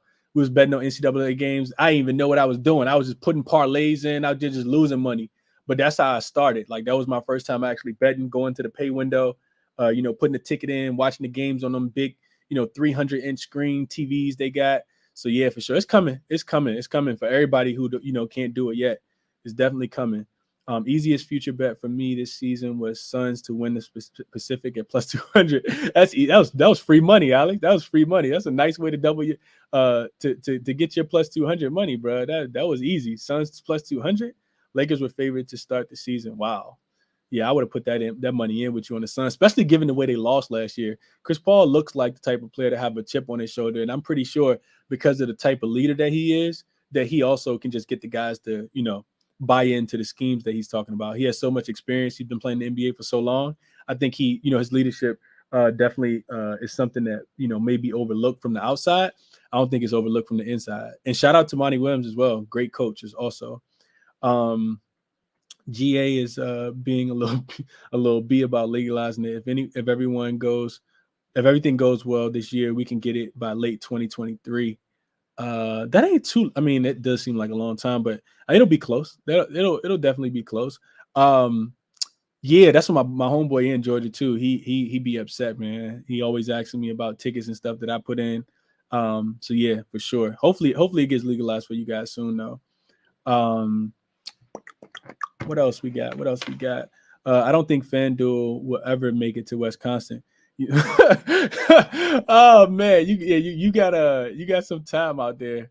You got some time out there for sure, man. I don't know what that looks like. I haven't been like up to date on like like sports betting being legalized in different states. Shout out to New York though. I know New York legalized a couple months ago, and my New York followers been growing, man. Shout out to everybody in New York, bro. That's been rocking with me for sure. I love my New York people. It's a lot of people that moved down from New York to Virginia. I know a lot of people from New York. Shout out to my people from New York for sure. Still making some shake. Do you use Asian bookies like Pinnacle Sports? I'll get on Pinnacle every now and then, Alex, just because they have I've heard so many good things about how their lines are extremely sharp. So I like to cross-reference sometimes when I have enough time. I like to cross-reference just to see if I'm getting, that closing line value, that CLV that we talk about all the time. So I'll look at Pinnacle for sure. I got like 50 tabs pulled up on multiple screens, like 25 over here, 25 over there. It's one of the ones I'll go through for sure. I'm in VA2. It's been running. I've been running it up since they legalized it here for sure. Yeah, be Cunningham for sure, bro. I'm glad we got it. So glad we got it. When I saw that clip of the Suns dancing to Nevada, real team. Oh man, yeah. By the time NFL starts, most of the US will be legalized. I hope you're right. Akbar. People need to be able to chance to, be able to have that bread, man. CLV is everything long term. Yeah, for sure. I'm gonna add CLV to the list because that goes into gambling terminology that a lot of people probably don't know about, especially for the rookies. For the new people, which is totally fine, man. We all at different ventures. Um, but yeah, I like that one as well. I'm a truck driver, shaking my head. I'm all over. Oh man, hey, it's got to be crazy to be a gambler and be a truck driver, bruh. That's got to be insane. I can only imagine what that's like, trying to put bets in. You gotta put everything in. Then they probably ain't trying to give you money. So yeah, that's insane. I can only imagine what that's like. That video lives in my head, rent free. I can imagine that too. I can definitely imagine that. So yeah, we did the markets, we did the recap. Look ahead to tomorrow's slate. So let's do that. Chris Paul spends $1 million keeping his body in shape at least 30 at 36. He really hasn't lost a step. Other players should consult him for his secrets. Yeah, hey, Steve, that's a fact. That's a fact, bro. And I would say I know he was on the podcast with All the Smoke with what's the guy's name to do All the Smoke? Why can't I think? Matt Barnes and Steven Jackson. I couldn't think of their names. He was on the podcast with them, and he was talking about how he really wants to win that championship, bro. Like Chris Paul really wants to win a championship, and he knows that his time is dwindling down. So he's made life choices. Like he went vegan. Dude just stopped eating meat and working out every single day, even in the off season. Like he don't take no days off. You also got to realize, I thought he was vegan, Akbar. Maybe it is vegetarian. I thought he was vegan though. But yeah, I know he cut out meat in his diet. But yeah, dude just really wants to win, man. He's extremely motivated. You also got to think that when you've been doing something like as for as us as well, like when you've been doing something for such a long time, it's really hard to break that trend. It don't matter what it is, right? It could just be like getting up early, right? If you had to be at work at 5 a.m. every single day for 10, 15 years, even when you retire, you get a new job, you probably still gonna get up. Get up at 5 a.m., 6 a.m. So just something else to kind of take into consideration. I think for him, he's been doing this for so long. He really wants to win. He's motivated that he'll I think Chris Paul does whatever he needs to do in order to get them to where he needs to go. But yeah, let's look ahead real quick, man. I had no idea I was gonna be on here for an hour and 39 minutes. Let alone even longer. I'm gonna try to cut it off at 2 hours. So 2 hours would be 3:30. Yeah, I'll get off at 3:30. But let's go through. Let's look a little bit to tomorrow. If you gotta drop, like that's totally cool too. But if you're rocking with me, let's rock through. We can look at some of the stuff for tomorrow. I'll just go over some quick stuff. I haven't really capped any of these games yet. We got plenty of time for that. But I am going to just tell you guys what I'll be looking for in these games. Just at first glance, and then we could talk about it a little bit later in spaces as well. But yeah, we got a big slate tomorrow. So that's 2, 4, 6, 8, 10, 12 games tomorrow. 2, 4, 6, 8, 10. Yeah, 12 games tomorrow. A couple of these games I wouldn't even mess with at all. If you learn how to beat the no VIG CLV, you will be profitable with sure. Yep, that's a fact. I used some of my friends. Space helped me yesterday. Needed one more point from Keon. Yeah, shout out to DJ. DJ gave out that Keon Johnson play. He had 19. Harden should definitely hit up Paul. I don't think Harden want to hit up Paul. First of all, they don't like each other, and I don't think James wants to be any version of himself that he already isn't. Like, I think James is cool with being a version of himself that he is. Yeah, DJ, so close, bro. So close on that. Best bet tomorrow: Wolves first quarter and first half versus the Wizards. Easy money. Let's look at it real quick. So, Sixers versus Pacers. Y'all know the first thing when I see that, ding, ding, ding. First thing that goes off to me, Philly team total over. Break it up, figure out whether you want to do first quarter, first half, full game. But that Pacers defense is atrocious. They're 2-8, last 10, 3-7 straight up. Man, they're giving up a lot of points. Let's just go through this real quick. I'm gonna tell you guys how many points they're giving up over the recent games. Pacers have given up 121 yesterday to Detroit. And for Detroit to score 121 is crazy, especially without Cade. They gave up, and that was off a day's rest. They gave up 128 to Boston. They gave up 125 to Denver. They gave up 132 to Atlanta. They gave up 131 to Toronto. They gave up 133 to Memphis. I don't see it changing.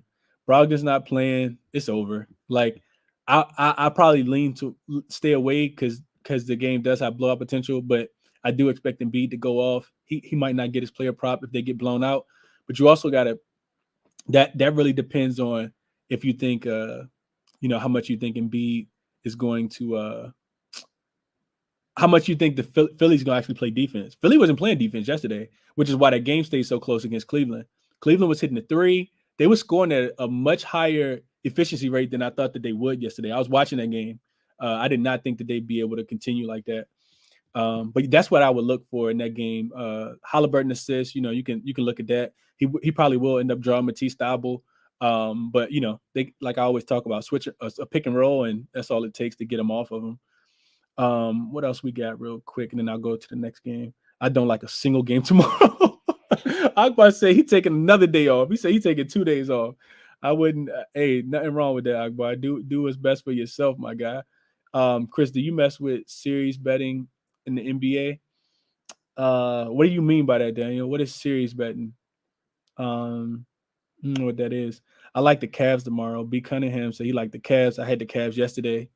Yeah, I was on the Sixers yesterday. I didn't make it official, just because I was waiting for the Embiid news, and then when it came out, it was too late, and the line had moved, and I was like, I don't really like it as much. But I knew Philly. I had a really strong lean to Philly winning that game against Cleveland yesterday.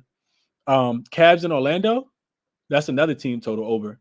Cleveland team total. Orlando defense is also really, really bad. I'll get the betting trends for this stuff. I need to go print them out.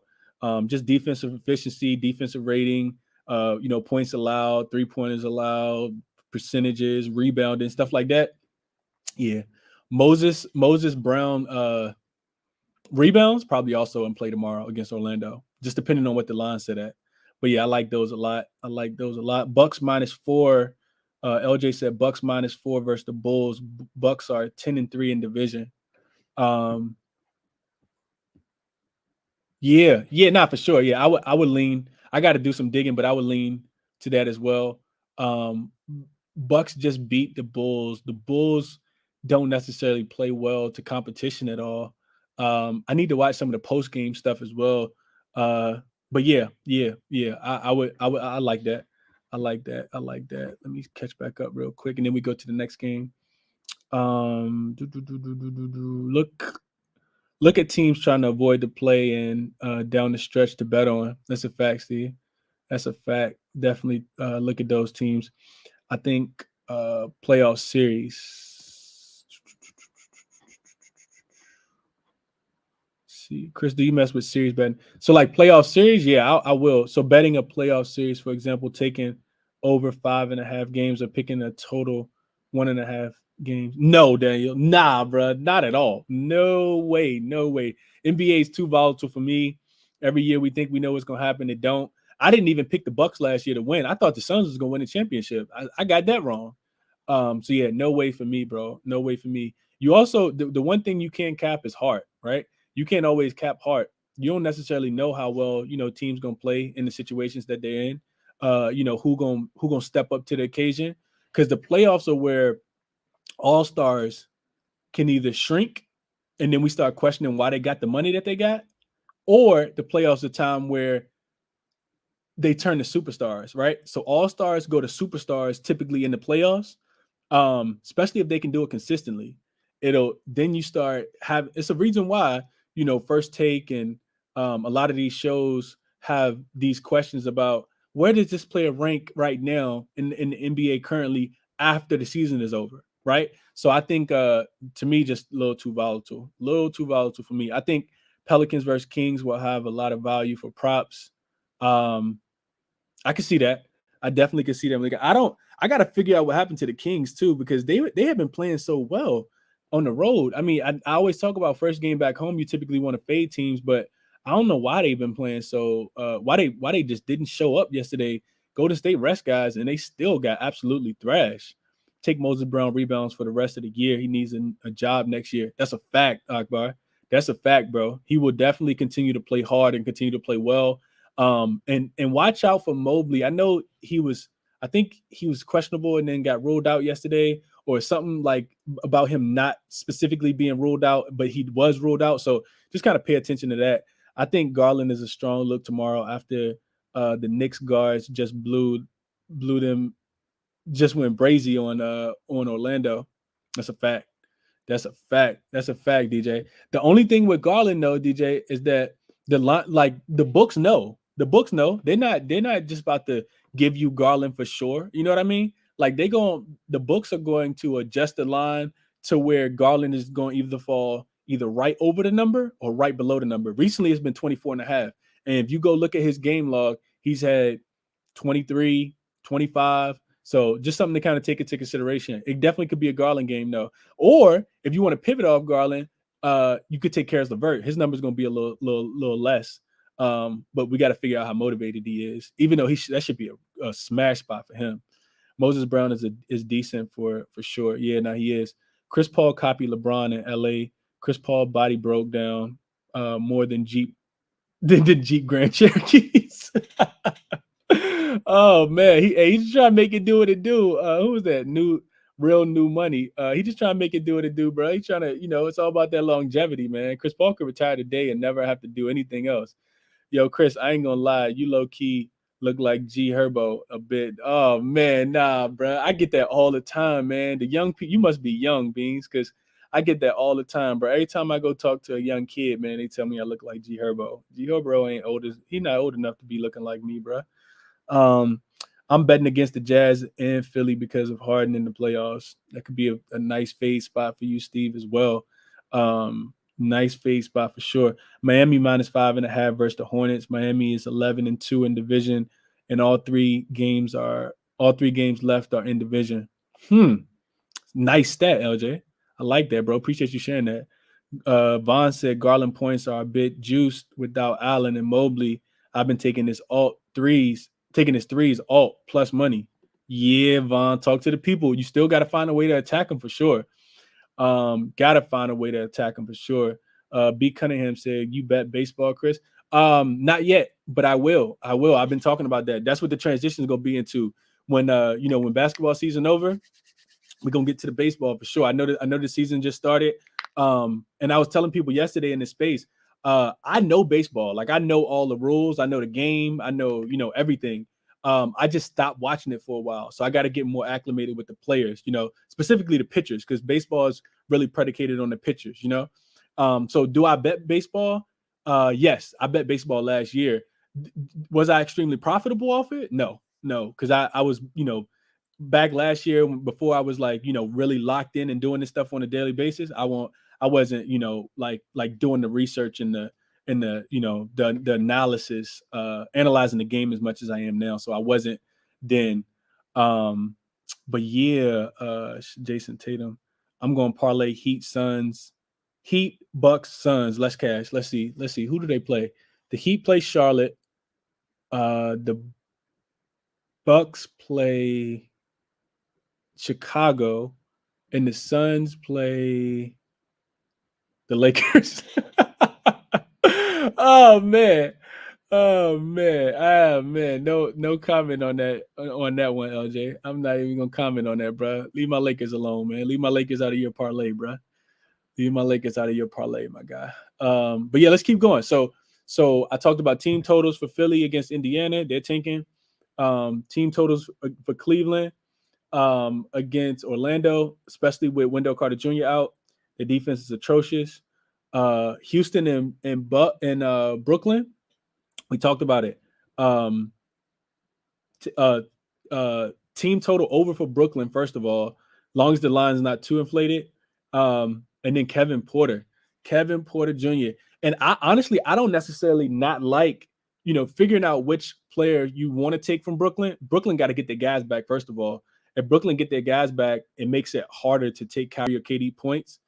But when they are without Bruce Brown, Seth Curry, and Dragic, you gotta, like, why would you not take Kyrie or KD points? Because I just talked about how atrocious everybody else is offensively for that team. So yeah, just kind of taking that into consideration. Jalen Green, though, gotta go back to the Jalen Green well. Long as his lines aren't too inflated. I haven't checked any of this stuff yet, but he's still playing for that Rookie of the Year, so there's some narrative around that. Charlotte and Miami. I think Miami wins that game. Charlotte should be motivated, though, especially given how they play so bad, and they are a better road team than they are a home team. They're 22-16-1 ATS on the road. Their home ATS record is not as good at all. So yeah, Miami coming back, they get a day's rest. Charlotte will have 1 day's rest. So yeah, I like that. I gotta look more into that one though. I need to see spots. I need to see trends. I need to see all that. So not really anything in that one. Guards versus Miami though. We talk about that all the time. Let's move on. Atlanta and Toronto. Atlanta and Toronto. Atlanta going to Toronto. Atlanta don't play well on the road. It's gonna be their first road game in a while too. Probably stay away from that spot. I think Toronto wins that game and they probably cover that spread. I like a healthy Toronto team. I like them a lot. Give Toronto a lot of credit. I like the way they play defensively together. And they're healthy now. So I like Toronto. I'll look a little more into it. Milwaukee and Chicago, can't bet on Chicago until they beat a team, that's actually won some games. Can't bet on them right now. But still need to do some digging. I think Giannis probably bounced back and has a really good game. They have nobody that can match up with him. So yeah, I like him. Wizards and Timberwolves. Team total over, like we talked about. Somebody mentioned it earlier for Minnesota. Washington, they just want to get the season over. They get in the huddle at the end of the game and go 1, 2, 3, Cancun. So yeah, I'm done with that one. Let's see what else. Portland and OKC. Wow, I'll probably stay away from that game altogether. I don't want to put no money on Portland or OKC. Maybe if I do some real deep digging, I'll find something. Theo Madeline, I think is how you pronounce his name. Shout out to Finesse. Finesse watching this. He gonna chop me up for this. I think it's Madeline. Theo Madeline. I'll probably look at him for OKC. He's been playing pretty good, I think. But yeah, I'm not really messing with that game. And then we'll say the other ones. Let's say San Antonio, Denver, Memphis, and Utah, and New Orleans and Sacramento, and the Lakers and Phoenix. We'll say them. We'll talk about them later. We still got plenty of time for that. I'm gonna go through some of these comments real quick, and then I'm gonna talk to you guys about some resources. I'll stay on for a couple extra minutes and get through all the resources. I know I said I'm gonna get off at 2 hours, which would be 3:30. But I'll stay on and get through the resources. I had 5 of them that I wrote down that I wanted to talk to you guys about. But yeah, let's go through. I'm gonna get to these comments and I'll get to the resources. So baseball research has begun. We ready? Let's go for sure, man. I'm definitely getting on baseball, bro. I get a lot more free time in the summer than I get like throughout the regular day. I'm definitely gonna be betting baseball for sure. Y'all know when I come, I'm coming correct too. I'm not just giving out some trash plays. So be on the lookout for Chris will be capping baseball. Best believe that. What do you think about KCP points? He's been balling, but Malik Beasley backs, who's a pretty good a good perimeter defender. Just worried about that a bit. Yeah, Jose, I can't bet on KCP. I know he's been balling. I can't bet on KCP because the game I take him, he'll have 7. So yeah, if you backing on KCP, if you betting on KCP specifically on the road when he's always played better at home, good luck, bro. Good luck with that, man. Good luck, man. Be a Clippers fan. We be a Clippers fan. We LA too. Nah, definitely not. I can never be a Clippers fan. Real money. No, bro. That's like telling a Dallas Cowboy fan that they should root for the Houston what's this Houston team name? The Texans. Yeah, I could never do that, bro. We built the Staples Center turned crypto arena. We could never like nah, bro. No way I could do that, man. Lakers are the gift that keeps giving. Oh man, they are, bro. It's been bad lately. Over in Brooklyn game set at 244. I like it. I would definitely play the over 244 and a half. That's like 122 to 123 to 122. Yeah, give me the over in that. I think they both could score 125 points in that game. I like Spurs versus Nuggets. Nuggets played away, then home, and then away, and now home. Yeah, that's a brutal schedule, Alex. I'm glad you mentioned that because I was actually thinking the same thing. They beat Charlotte in Charlotte, then they came home and lost to the Timberwolves on Friday. I got that one right. Then they went to LA. Now they're back home. So yeah, brutal schedule spot for them. Yeah, and San Antonio still has a lot to play for. So plus the 6, I think I'll probably be looking towards that. Sacramento, it's also a flip flop in like strength too, right? So Denver is only 14 and 24 at home. They're a better road team, but then you get San Antonio coming in, and they're 21 and 16 and 21, 16 and 1 at home. I mean on the road, and they're a better road team. So you do catch them at the better place. If the game was flip flop, I probably like Denver. But I have to check the season series out and all that stuff. But yeah, I'll probably take the 6 with San Antonio. The only thing that kills me with San Antonio is that they just don't play no defense, man. They really struggle to play defense. What else? What are the capping resources? So I'm about to talk about that now. That's what I'm about to get to, Slim. I'm about to get to that, my brother. Let me get to the rest of these comments. Theo Madeline, 3 points versus Blazers could be a nice play since Portland. Yeah, it's a fact. That's a fact. That's why I mentioned it. I will parlay Garland and Jalen Green points tomorrow. Buy a few points on them both. You should get plus odds. Still get plus odds. I could see that, Steve. I would definitely take Garland points down just a tad bit because I don't think he necessarily needs to score as many. I think Orlando will give it up to everybody, and Garland. I could see Garland having 20 points and 14 assists, or something like that. He might not need to score as many. And I think he also is like, I think he for me anyway, I think Garland continues to try to be a pass first point guard. He likes to get everybody else involved, which is why he's one of the leading scorers in the NBA in the second half of games, because when they aren't making those shots, especially later into like the third quarter and the fourth quarter, especially if it's a close game, you see him get into attack mode a little bit more, or at least that's what my eyes see when I watch him. Vooch's points and Levine's threes. Vooch's points. The Bulls play. I don't know about that one. I don't take Vucevic most of the time. Good luck if you take Vucevic. Levine's threes. I do like Levine's threes as long as he's healthy, man. Like, I know he hit the other day, and I typically don't like going back to the well. I hate getting to the party late. Nothing like a play that you should have played, and you and it hits, and then you go back to it the next time and it doesn't hit. Ooh, that. Oh man, I absolutely hate that. Portland, OKC, Backwood. Shout out to the pub sports crew, uh, pub sports radio guys. Backwood for sure. AOD. I'm not playing that game, bro. I'll probably stay away from that. Any play on Kansas UNC tonight? Nah, J man. I don't got nothing, bro. Um, I do not give out. If I don't cap the games completely, I don't give it. I don't give out plays, bro. I have nothing in that at all.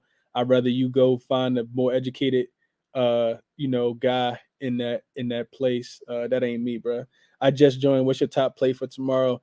MFN. I haven't even given out plays. MFN. I haven't given out any plays. I just kind of went through, just some stuff at a glance. I'll go in and actually cap these games, and talk about them, for sure. But I'll tweet out my plays. I'll make YouTube videos if it's something that if I'm really strongly passionate about, for sure. I'll definitely keep you guys posted. The Spurs may sit out the stars. Jokic don't take days off. That's a fact. He does not. And Jokic still got something to play for. I think he's really trying to get that MVP. He's really trying to get that back-to-back MVP for sure. So I agree with that, Steve. You just have to take Vooch in the right spots. Check out the series stats. Okay, I'll look into that. I'll definitely look into that for sure. Vooch saw, yeah, that ain't my guy. A guy named Sar dropped 24 points versus Suns. I saw that. I did see that, Akbar. 24 points, bro. He said everything is possible. That's facts. Snag, what's up, my guy? This snagged on tapping in. Got to take my Heat and Bucks tomorrow for sure. Snag, I like your Heat tomorrow, bro. I like that. I like them in that spot against Charlotte. I haven't placed the ticket because I haven't capped the game fully. But yeah, I'm definitely with you on the Bucks. The Bucks bounce back after losses too, so I'm pretty sure they're gonna be extremely frustrated tomorrow. I look for them to clean the Bulls up, even though they will be on the rest disadvantage and they got a travel spot to Chicago. I'll look a little more into it, and definitely have some officials for that one. Probably have an official for that one. Yeah. All right. So let's get into the resources, man. I don't know what y'all want to do. If y'all want to write this down, put it in your notebook, or put it in your phone. But I get a lot of questions on a daily basis about just about resources, about different stuff that I'm using. Do the work and let it show for yourself. Capping games yourself. You learn fast. Facts, man.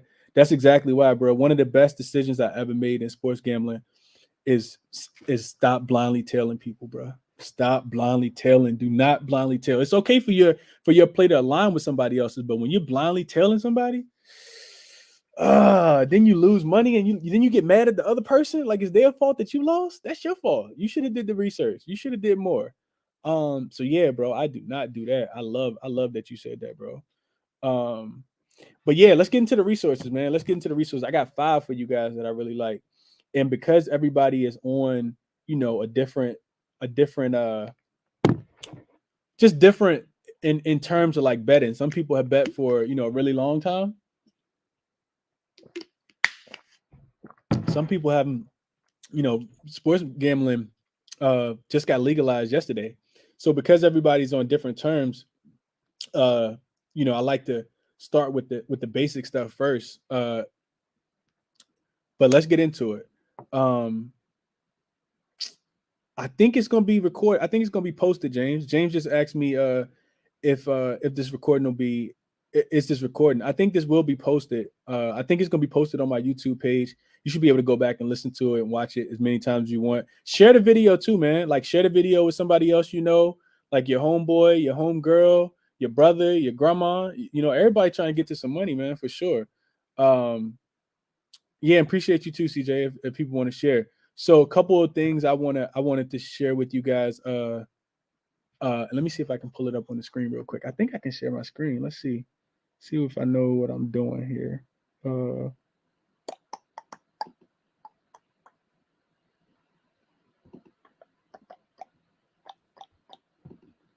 Let's see if I can do this. Let's see. Share screen.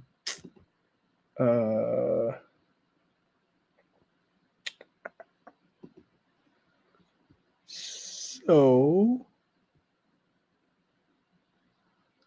I got a couple I want to share with you guys. if I can find them. Let's see, I told you I got like 50 million tabs open, so y'all bear with me.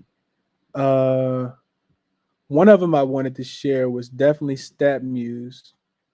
So let me see if you guys can see this. So so I think you guys can still see that. So StatMuse. StatMuse is like a database for information where you can pretty much find anything on a player or a team, right? So for instance, we talked about Jalen Green, right? So I hope you guys can see this. So Jalen Green game log, right? You can just pull up Jalen Green's game log, every game that he's ever played, right? And I'm just using him for example. Every game, right? So you can see his player prop been sitting at 22, 23 and a half. He's been crushing that number. 31, 33, 32, 30, 25. All his rebounds, assists, everything that you can think of that you pretty much need, the dates that he played, the games that he played. If you actually click on the date, it'll take you to that game so you can see more information on that game specifically as well. So you can see team stats, player stats for everybody. You can figure out who played, who didn't play. But yeah, and if you go back, I'm just using him for example. You could do Jalen Green game log versus Nets, right? To make it a little more specific. So he's never played against the Nets, which is why you get this Jordan picture. So that I don't understand your question. But let's just say, he played the Timberwolves yesterday. Let's just go to Timberwolves. It'll show you every single time that he's ever played against the Timberwolves. So in 3 career games, there's his lines for games that he's played against them. What's cool though is you can actually look at Jalen Green, take Jalen Green out, and just type in Jalen Green home versus away splits.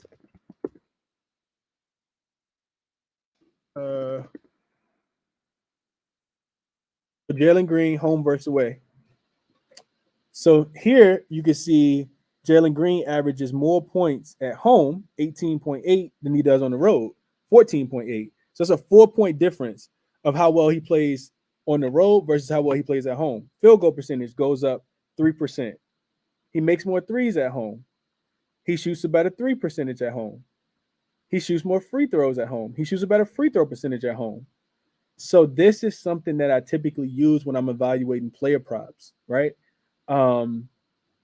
Yeah, you could just also we talked about taking Ja a while ago. We talked about taking the Memphis Grizzlies team total for the first quarter and first half over without Ja. So what I did was I went. This was when when that first happened, when Ja first went out. You type in Ja Morant. I'm sorry. Type in Memphis, or you don't even have to type in Memphis. You can type in Grizzlies. Memphis Grizzlies games without Ja Morant. 37 games without Ja Morant all this season, and it shows you how many points they score. Right, this is without Ja Morant this year, and it just keeps going to every single game pretty much that they play without Ja Morant. So really, really cool tool. I absolutely love this tool. It's probably top. It's definitely top 5. Definitely top 5 for me. But yeah, I absolutely love that. Before I go to the next one, let me stop screen share. Before I go to the next one, let me see what comments I got. If anybody had any questions about that, because I couldn't see the screen. That Bucks game was unbelievable. They left after the 14-0 run in third. I missed it. Random question: are you recording this? Love to listen later. I talked about that already. I got a couple. Okay, we'll do. I'm a Nuggets fan, and Jokic game doesn't seem to physically taxing compared to other stars. Yeah, we can see that. Okay, appreciate you, Vaughn. StatMuse is great for any recent trend, and you can also type in home and away splits as well. That's what I did. Yep. What's good, Snag? I'm already on the Bucks and the Heat for tomorrow. That should cash easy. Okay. So yeah, so that's the one I wanted to show y'all for sure in the beginning. I know that might not be helpful for everybody because some people, have used StatMuse before. The other one I want to show you guys though is I got another one I want to show you guys specifically through website. So let me go back to screen share. Let me find the actual screen. I want to share with you guys. Let's see.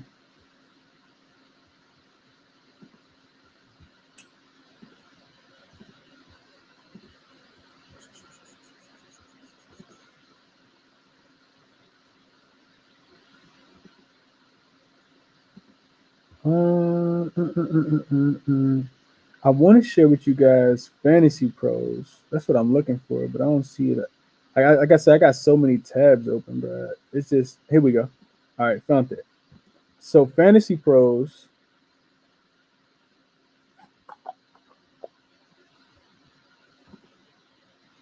Okay, so Fantasy Pros. Fantasy Pros is another app that I really, really love. This is another one for like player prop markets as well. I typically evaluate like if I'm doing a player prop, I'm definitely using StatMuse and Fantasy Pros every single time, no matter what the player prop is, unless it's Braun to get his points, and I'm like, I probably don't necessarily need it, but I'll probably still cross reference it with it. So on Fantasy Pros, I typically always go up here to the top and I hit refresh. After it refreshes, it will bring up all of the teams in the NBA, and you can go by position. So you got point guard, shooting guard, small forward, power forward, center, and you can go to games. And I typically like to do the last 7 games, but you can pick the sample size that you want. Do the last 15, last 30. But let's just say we do the last 7 games, right? We always talk about shooting guards versus Atlanta. DJ talks about shooting guards versus Orlando. So we would just go over the shooting guards, and we want to see how poor the Orlando Magic and Atlanta Hawks defense was in the last 7 games against shooting guards. And we just click this right here that says points. So these are the top rated defenses. As you can see, this brownish color right here is the tougher matchups, right? So it looks like the Orlando Magic not giving up points to shooting guards.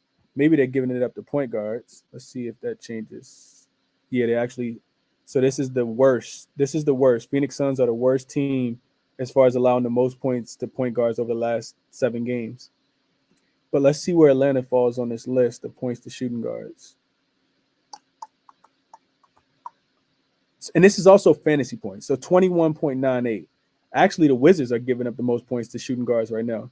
Shout out to Jaylen Brown yesterday. He absolutely killed them. And then the Timberwolves are second. Shout out to Jalen Green. He absolutely killed them. And the Jazz are third.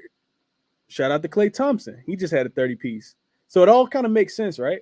And then you can go in here and sort rebounds as well, see who's giving up the most rebounds to centers. Big surprise, the Charlotte Hornets. Not really, right?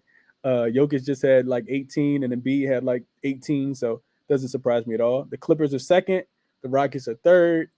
But same thing, like 3-pointers. You can see who allows the most threes to centers, who allows the most threes to shooting guards, the Miami Heat, the Utah Jazz, the Golden State Warriors, OKC. So yeah, real cool tool to play with. I absolutely love going to Fantasy Pros. It's definitely one of my favorite sites as well. Let me see what comments I got on that, and then I'm gonna go to the next one.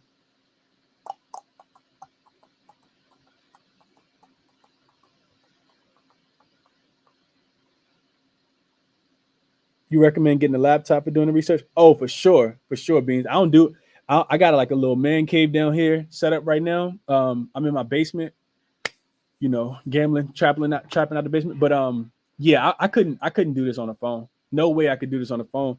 I got 2 phones. I got 3 phones, honestly. I got 2 phones right here. I typically have, this is like my phone that I use.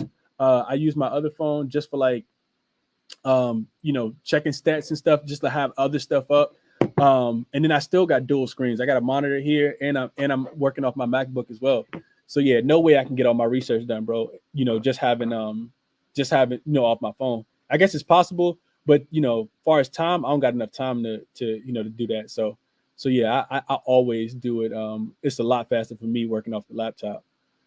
Snag said the ones I use are hashtag basketball and a few YouTubes, and most importantly, bet props. Shout out to Friday for that one.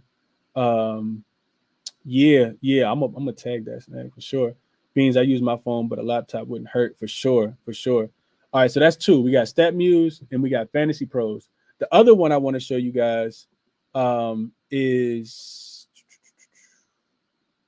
the actual beat writer list. And I know Snag talk about this all the time, man, but that beat writer list is crazy.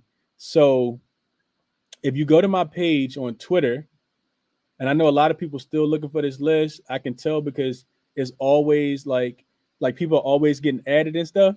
But if you go to my list, if you click on my page and go to list, it's right here, the NBA beat writers list. So you just go to my page, click on the three little dots right there at the top right corner, I think it is, and click on NBA beat writers. This list right here, I'm updating this list every single day, just so you guys know as well. You can tell because you watch the members. If you have a screenshot and see how many members there are, that number's constantly changing because I'm always adding stuff. I just added this lady Katie not too long ago.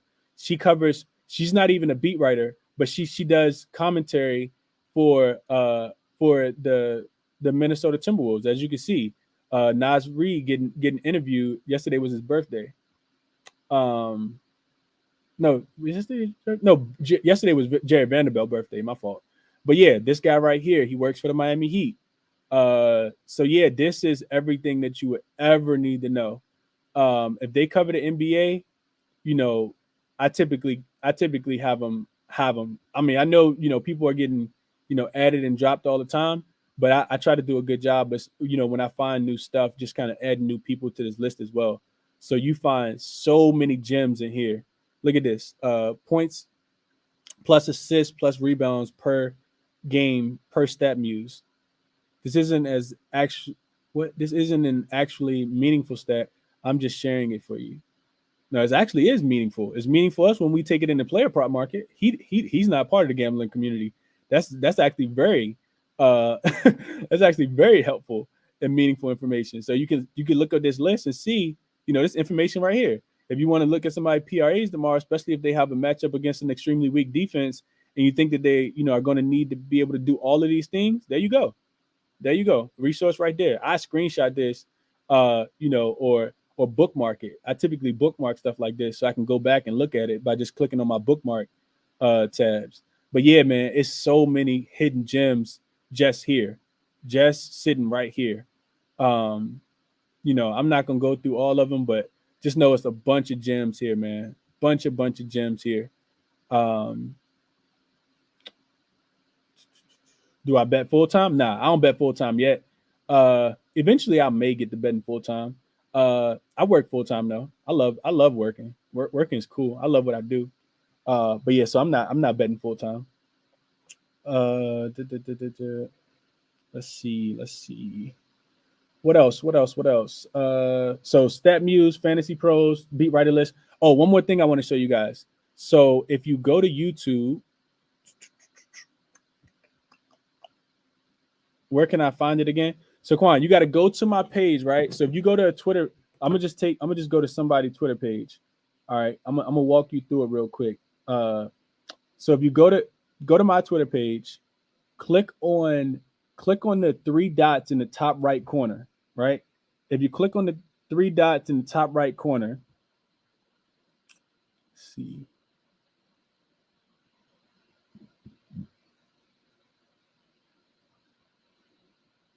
So click on the three dots in the top right corner. If you click on those three dots, of course my phone is slow. Hold on. Let me go to pick up my other phone. So if you click on the dot on the page in the top right corner, beside the little search bar, it'll say view list. Click on view list, and when you click on that, it'll show you all my lists that I have.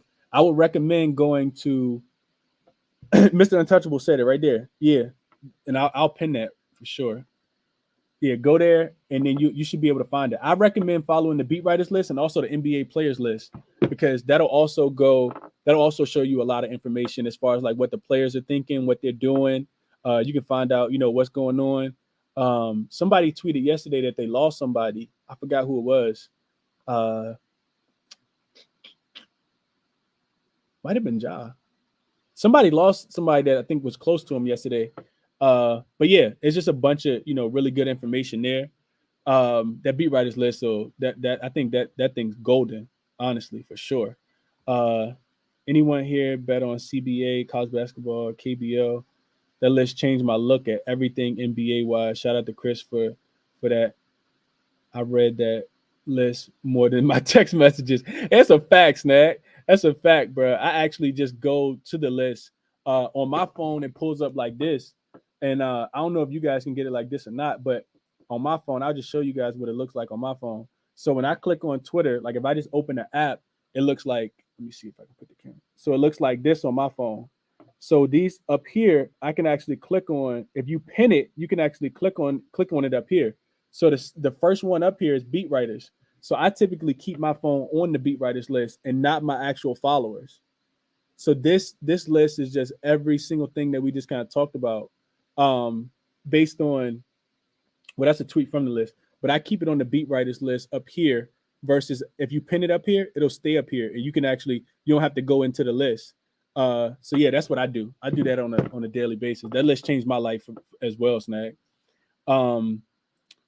Keep going, bro. This visual better than Twitter Spaces.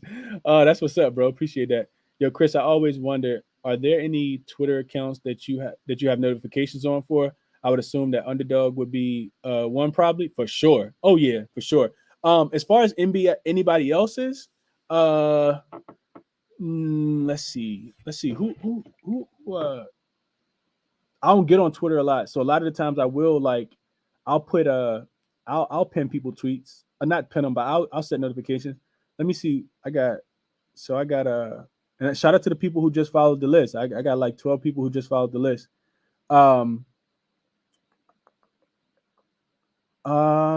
Let's see.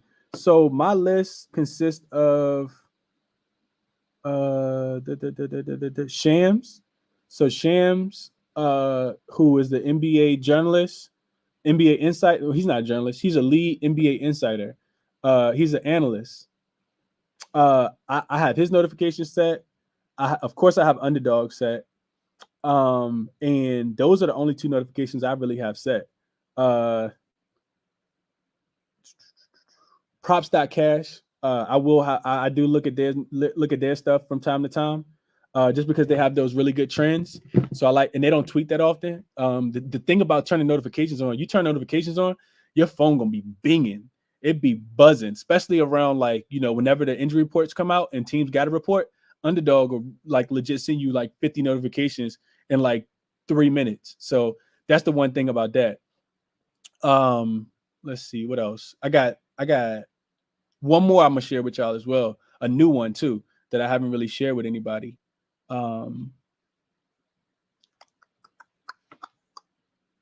That's a really good question though, Mr. Untouchable. That's a good question, bro. Malik Monk yesterday, I think.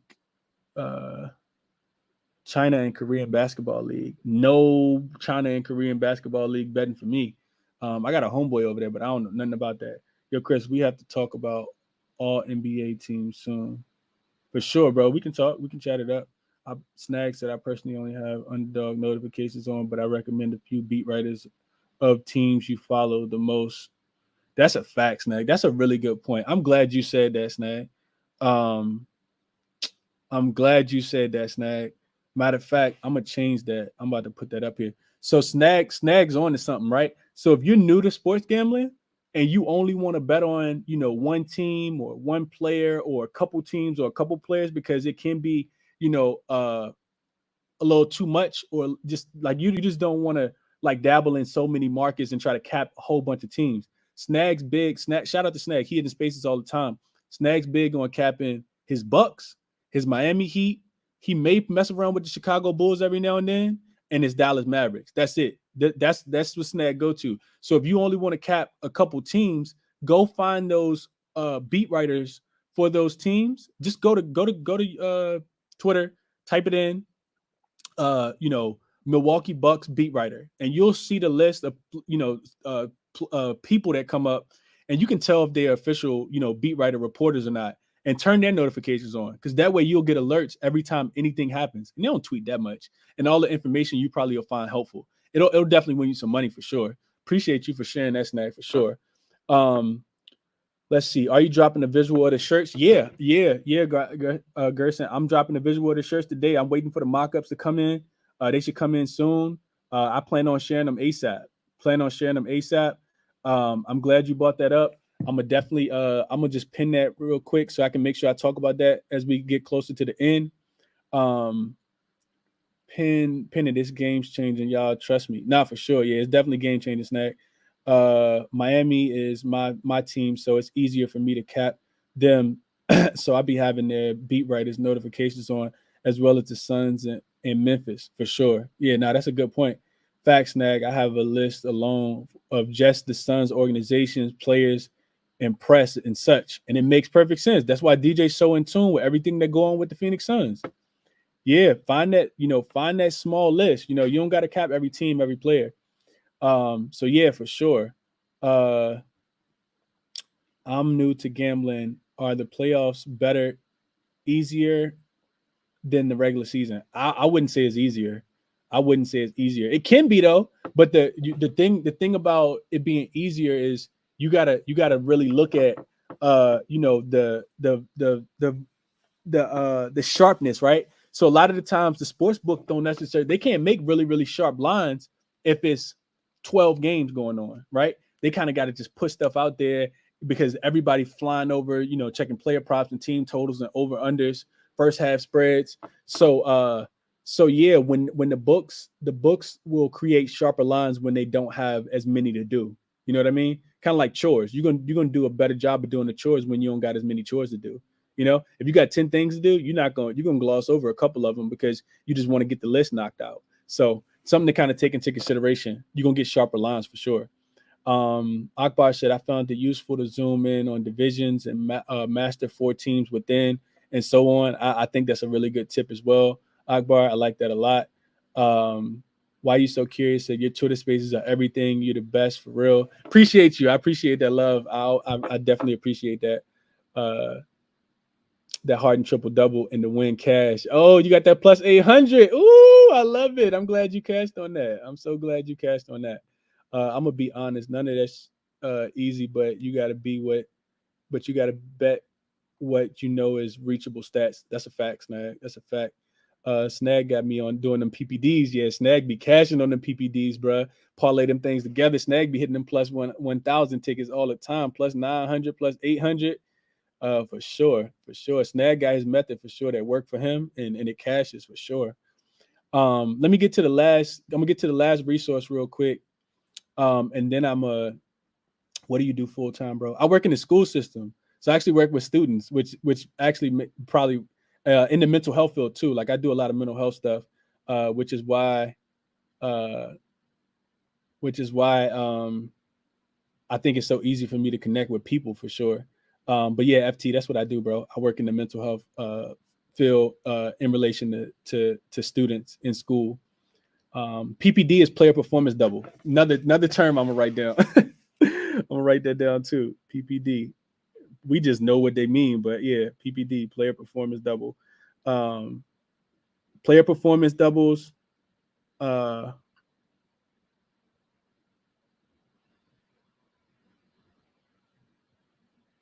Player performance doubles are only on, typically only on FanDuel. At least that's what it's listed as. Player performance doubles are only on FanDuel. Sent you an interesting betting angle for the college basketball game tonight on Twitter in your DM. Appreciate you, DJ. I'm gonna check that out, bro. Big respect to you for what you do professionally, brother. I got love for anyone working with kids in the school system. Yeah, I love it though, bro. I love it. I love working with the students, man. I love working with the future, trying to make them better version of themselves. Tips for folks betting overseas who don't typically get the same lines as you. Styles, follow me on Twitter. If you follow me on Twitter already, shoot me a DM because I'm not 100% sure what you mean as far as like betting overseas. Like, like different markets. Like, are you talking about player props? Are you talking about like spreads? I don't know what you guys get overseas as far as betting lines. I strictly been doing PPDs this week, and this is the best gambling week I had since it got legal. I found my lane, and I'm gonna stick to it. Hey, that's a fact. That's so. Hey, why so curious? That's one of the greatest things that you could possibly do is stick to what's winning for you. And if it get boring, just remember how much you got in your account and keep playing it. Keep playing it. BetMGM as well for PPDs. That's a fact, Akbar. Yeah, BetMGM do have PPDs, the player performance doubles. Just want to thank Chris for putting me on Memphis teams totals. Yeah, first quarters for sure. For sure. That's a thing, man. I was hitting them quarters early. Off topic, who's your favorite player? I'll answer that in a second, Alex. Bovado has PPDs, but you can't parlay them. Ugh, that's icky. Then I don't like that as much. If you can't parlay them, is anyone limited on BetMGM? I'm not limited on BetMGM. I love BetMGM. Sometimes I don't always get my bets in because I'm so tied up in the FanDuel, but I definitely love BetMGM. It's probably my second favorite sports book, honestly, too. And I'm not promoted by them or anything like that. I love BetMGM. I love their layout. I love that you can go in and alt the lines for team totals. I absolutely love that stuff. Playoffs, you can cap the level of effort being put out. That's about the only difference. That's a fact, Snag. I like that. Bovado, unable to do stars will be stars parlay. Occasionally, the over-unders are more juiced or not available at the lines you give. Not your fault, but how should we attack that?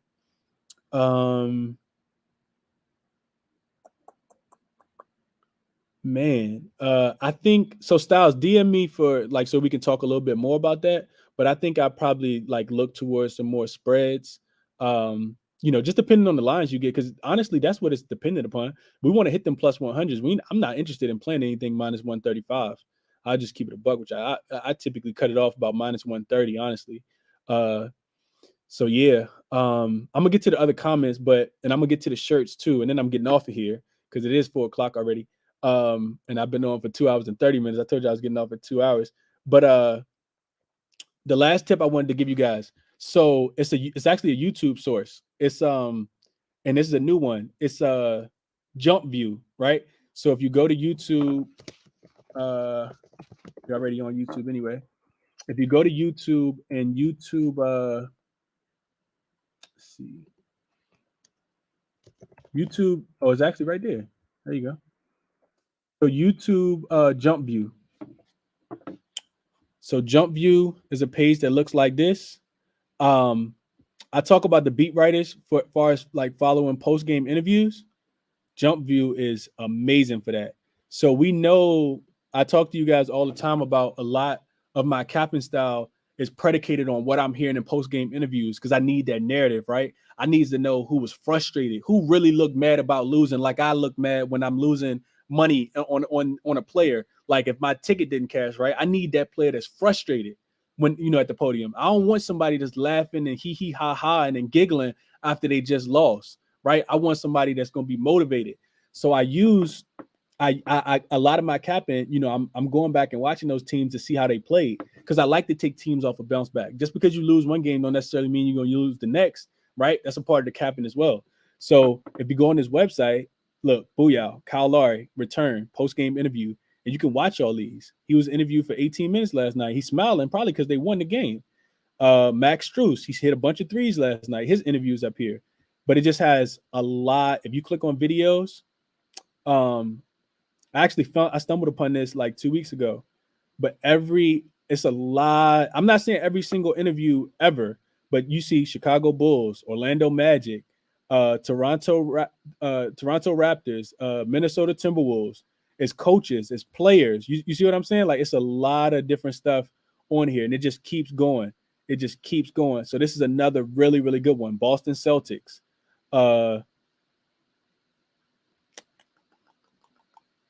So yeah, Cleveland Cavaliers, a lot of good interviews. I'm not saying every single player, every single team that gets interviewed is going to be up there, but I found this to be extremely helpful the other day. So y'all go check that out, man. Go check out Jump View. You guys can see it right here, Jump View. Really, really cool website. YouTube page that has the post game interviews. Let's see. Let me get back to the comments, and then I'm gonna talk about the shirts one more time, and then I'm getting out of here, bro. I'm getting out of here.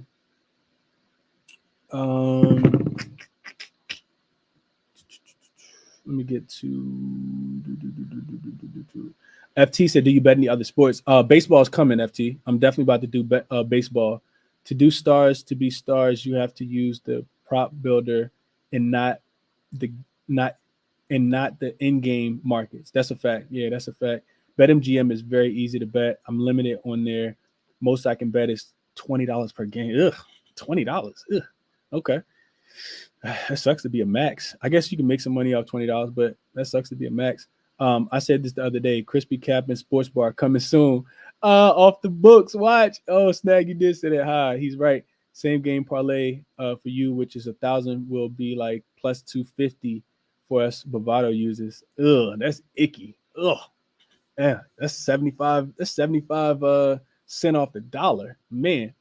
Chris, can I hit you up offline and show you how to bet? And show you how to beat bet MGM, bro. I think I know how to do it, Cunningham. But hit me in my DM, Cunningham. Hit me in my DMs, bro. PointsBet has PPDs as well, and they have cash out options as well. Yeah, that's a fact, Snag. I forgot about PointsBet. I got PointsBet. I don't never really talk about it because I never really used their book. I had a lick on PointsBet one day. I hit for, man, they gave me a free bet. Boy, I hit for a nice piece of change one day and took all the money out and said I'm never going back because I ain't really like it then. But they upgraded it a little bit, so it's gotten a little better. But yeah, I think I might have left $10 in PointsBet. Probably still sitting there. And Chris, I love how you got everything all organized like that. I've been for the longest been thinking of having a Twitter and YouTube account strictly for following capping purposes. Gonna do this now for sure, bro. Yeah, follow it, man. Follow it. This is all about sharing information, man. All trying to make everybody better, you know. I'm limited on every sports book for the most part. That's horrible, Cunningham. You must be hitting, bro. You must be hitting for thousands and thousands of dollars all the time for them to limit you like that. Snag, don't definitely. I'm mostly just listening to the spaces, but thanks for your insight in there as well, bro. My man, appreciate you for your time. As always, Akbar, appreciate you, my guy. Always. Akbar, VA, stand up, VA. No limits. Bro, you still on? Go. Yeah, I am still on. I don't know why I'm still on, but yeah, I'm still on. As long as y'all interacting with me, bro, we can keep it going for sure. Even though I am about to get off, maybe I'll jump back on later. If you use Bovado and are confident in your prop knowledge, try to use pick price to max profit. That's a good point. That's a really good point. I don't use we don't have prize picks in Virginia, but a lot of people send me prize pick tickets in my DM and ask me if I like them or not. I'd be lost. It looks real weird to me. My best advice with the PPD is to max. You should play on a ticket is 5 if you're super confident. I agree with that, Snag. I wouldn't even I know I don't parlay much, man. If I do a PPD, player performance double, it's probably gonna be, 3 legs, 2 legs at the most, if I'm ever doing that. Because in player performance double, you need 2 things to happen in each ticket. So it's what Snag's talking about. If you pick 5 legs in a parlay, you expecting that team to win. That's 5 things, and you expecting 5 of those players to get that stat, and the probability and chances of you hitting they get slimmer, a lot slimmer. Needing those things to happen for sure. What else we got? VA for sure. Bruh, I would if I would put 10 on a 6 leg that just hit, I'd be up some racks. But I'm scary. But I'm a scary better. I did 50 cents. I love it, man. No unit size, no unit size shaming ever, man. Whatever you can bet is whatever you can bet. Everybody get into this for different reasons. You know what I mean? I don't judge nobody. I tweeted out last night, Ingram live points, live bet Ingram points. And at halftime, he had 3. His line was set at like 11.5. I was like, he's going to crush this number. And I saw people put $50 on it, and somebody put 400 on it and went 800. So yeah, no unit shaming. 50 cents, $50, $500, whatever it is that you feel comfortable losing. Just make sure you feel comfortable losing that, losing that amount. If you're okay with losing it, if it don't hit, then that's what you do. I started using round robin with it too. Got 100 last night. Ooh, hey, Curious, I need them parlays you be playing. It's like you be hitting. Once Chris says he's about to get off, that means he got 2 hours left. That's a fact, bro. I'm always on for more time. I love the people, man. I love y'all, man. I just love connecting with people, bro. That's my passion. I really enjoy it, and I feel like I'm a help to the community. I bring value, so I enjoy being able to share my my insights. Curious, I like how you take the safe route and don't bet anything that makes you lose sleep, etc. I like that as well. I like that too, Snack. Ingram Live was fire. I canceled. Yeah, for sure. That was good money last night. I doubled down on Ingram. When I saw it sitting at 11.5, I put a bet in. Then I put another bet in. That was double the first bet. I was like, yeah, this gonna be cash. I did get a little bit worried because they was getting blown out that he wouldn't come back in the fourth, but he did. He ended up hitting some free throws and cashed us out. Prize Picks live in VA, Chris. I didn't know that. Bro, I did not know that, bro. I got to look into that. Actually, I probably shouldn't. I got enough books already. I probably don't need to look into no more books, honestly. But yeah, I'm gonna shut this down, man. I do want to say before I get out of here, I've been doing this for almost 3 hours, and we didn't do Spaces yet. Spaces supposed to start in an hour and a half, a little less than an hour and a half. I will still do Spaces today, for sure. It won't be long, but I do want to do a Spaces. But the shirts, man, I'm still waiting for the confirmation today. Like I said on the mock-ups. As soon as the mock-ups come out, y'all can go ahead and write this down now. LJ, how you get on the Spaces, bro? You go to my Twitter. So go to Twitter right now and type in, go to the search bar, type in ChrisBeCappin. Give me a follow if you aren't already, and then I'll tweet out at 5:30. If you click on my page, it'll have a purple ring around it, and if you try to click on my profile, it'll go straight to the top, and you can hit join space. So I typically host Twitter Spaces, capping NBA games, 5:30 Eastern time. So 5:30 Eastern time, we typically tip off. On the weekends it changed because times the games change on weekends. So yeah, shout out to you, Chris. I've learned so much just being in your Spaces. Now, I appreciate that, K. Will. Appreciate that, bro. That's what it's about, man. It's about educating the people so that we can become betters, so we can make more money. You know what I mean? That's what people here for. We here for the money. I hope you autograph them shirts for us. Jonathan, bro, if you want your shirt autographed, bro, just let me know, bro. I'll autograph it for you. My handwriting ugly, though. I got some ugly handwriting, bro. I'm left-handed, so my handwriting ain't the best, but I mean, it's cool. It's whatever, bro. I'll autograph it for you if you want it autographed, bro, for sure. But yeah, let me talk about the shirts, man, because I know we've been on for 2 hours and 40 minutes. I'm looking at. Appreciate y'all for rocking with me, especially for this long. I did not expect to be on this long. I thought it was gonna be an hour, to be honest.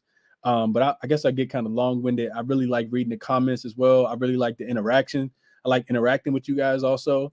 So yeah, man, I'm cool with it as long as I got something to drink. Don't gotta use the bathroom. I'm good. What I will say about the shirts though is so yeah, the mock-up. So I said this earlier in the space, but the mock-ups for the shirts I should get them within the next hour, honestly. And as soon as they come out, I will post them to my Twitter.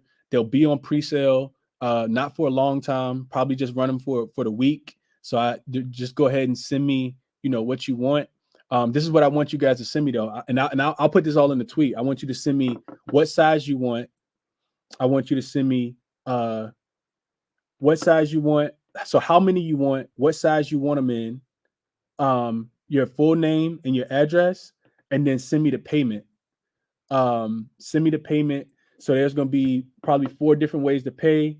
I'll have my Zelle account, my Cash App, my Venmo, and my PayPal. So Zelle, Cash App, Venmo, PayPal, 4 ways to pay. Also, because I love the ladies so much, I also have the shirts not just in men's sizes. They're also in lady sizes as well. So get one for your girl. I know it's a lot of nice women who support the space and come up and share. Shout out to Ali. Shout out to Neela, who's always in there. Shout out to Mimi, who's always in there. She's been rocking with me for a while. Anita been rocking with me for a while. So shout out to you guys. The shirts will be in women's slim fit and women's regular fit as well. They're going to be in gray, a little bit lighter than this gray, and they're also going to be in white. So you can get a white shirt or a gray shirt. The hats will be coming soon. I'm going to get the logo put on probably a black hat right in the front, but I haven't finalized that yet. So yeah, everything I just said will be, I'll make a flyer for it as well so you guys can see. But yeah, man, that's where we at right now. Let me see what else I'm missing. What am I missing? I agree. We need the OGs of the community shirts as well. Yeah, Snag, talk to the people, bro. Talk to the people, Snag. Snag been rocking with me for a while, since the first time I actually did a space, I think. Sorry if I missed. Do you have a favorite finals matchup?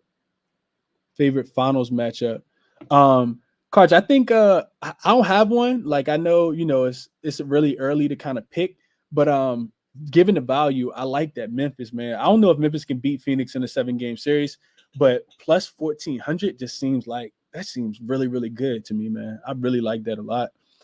Is this the Grizz guru Jonathan from Spaces? Knew you'd have my back. Oh, nah, that's Jonathan. That Jonathan is next level. Yeah, that Jonathan is next level. I hadn't even put that together, Snag, if that was that Jonathan or not. For sure. Let's get a beat one. I wear it. Hey, curious, buy one of the lady shirts, man. They're gonna be nice, bro. These, like I said about the shirts too, man. I never just put out a product that's trash, and which is why it's kind of taking so long to get the mock-ups done. But these are gonna be high quality t-shirts. Like, you don't have to worry about them fading, you don't have to worry about them shrinking, you don't got to worry about the letters coming off. You know what I mean? Like the emblem coming, the logo coming off. Like, these gonna be really high quality t-shirts that you don't got to worry about. So yeah, I'm really looking forward to it. Hopefully, get that done today. Otto said, Chris, appreciate you for real. I'm ahead. I'll be on the spaces today too. Word. Yeah, I'm about to jump off too. Have a good one, bro. You too. Pretty girls cash too. I like that, Snag. Okay. Memphis is good. Hell yeah. Yeah. And I like that, man. Yeah, but I'm gonna wrap up, man. Like I said, space is actually starting an hour. I'm gonna go grab something to eat real quick and do some other things. And yeah, we'll do spaces at 5:30 still. I didn't expect to be on this long, but appreciate y'all for rocking with me for sure, man. Follow me on Twitter if you if you aren't already. ChrisBeCappin, 2 P's, 2 N's. And we're gonna keep it going for sure, man. We're gonna keep it going for sure. I'll talk to you guys soon.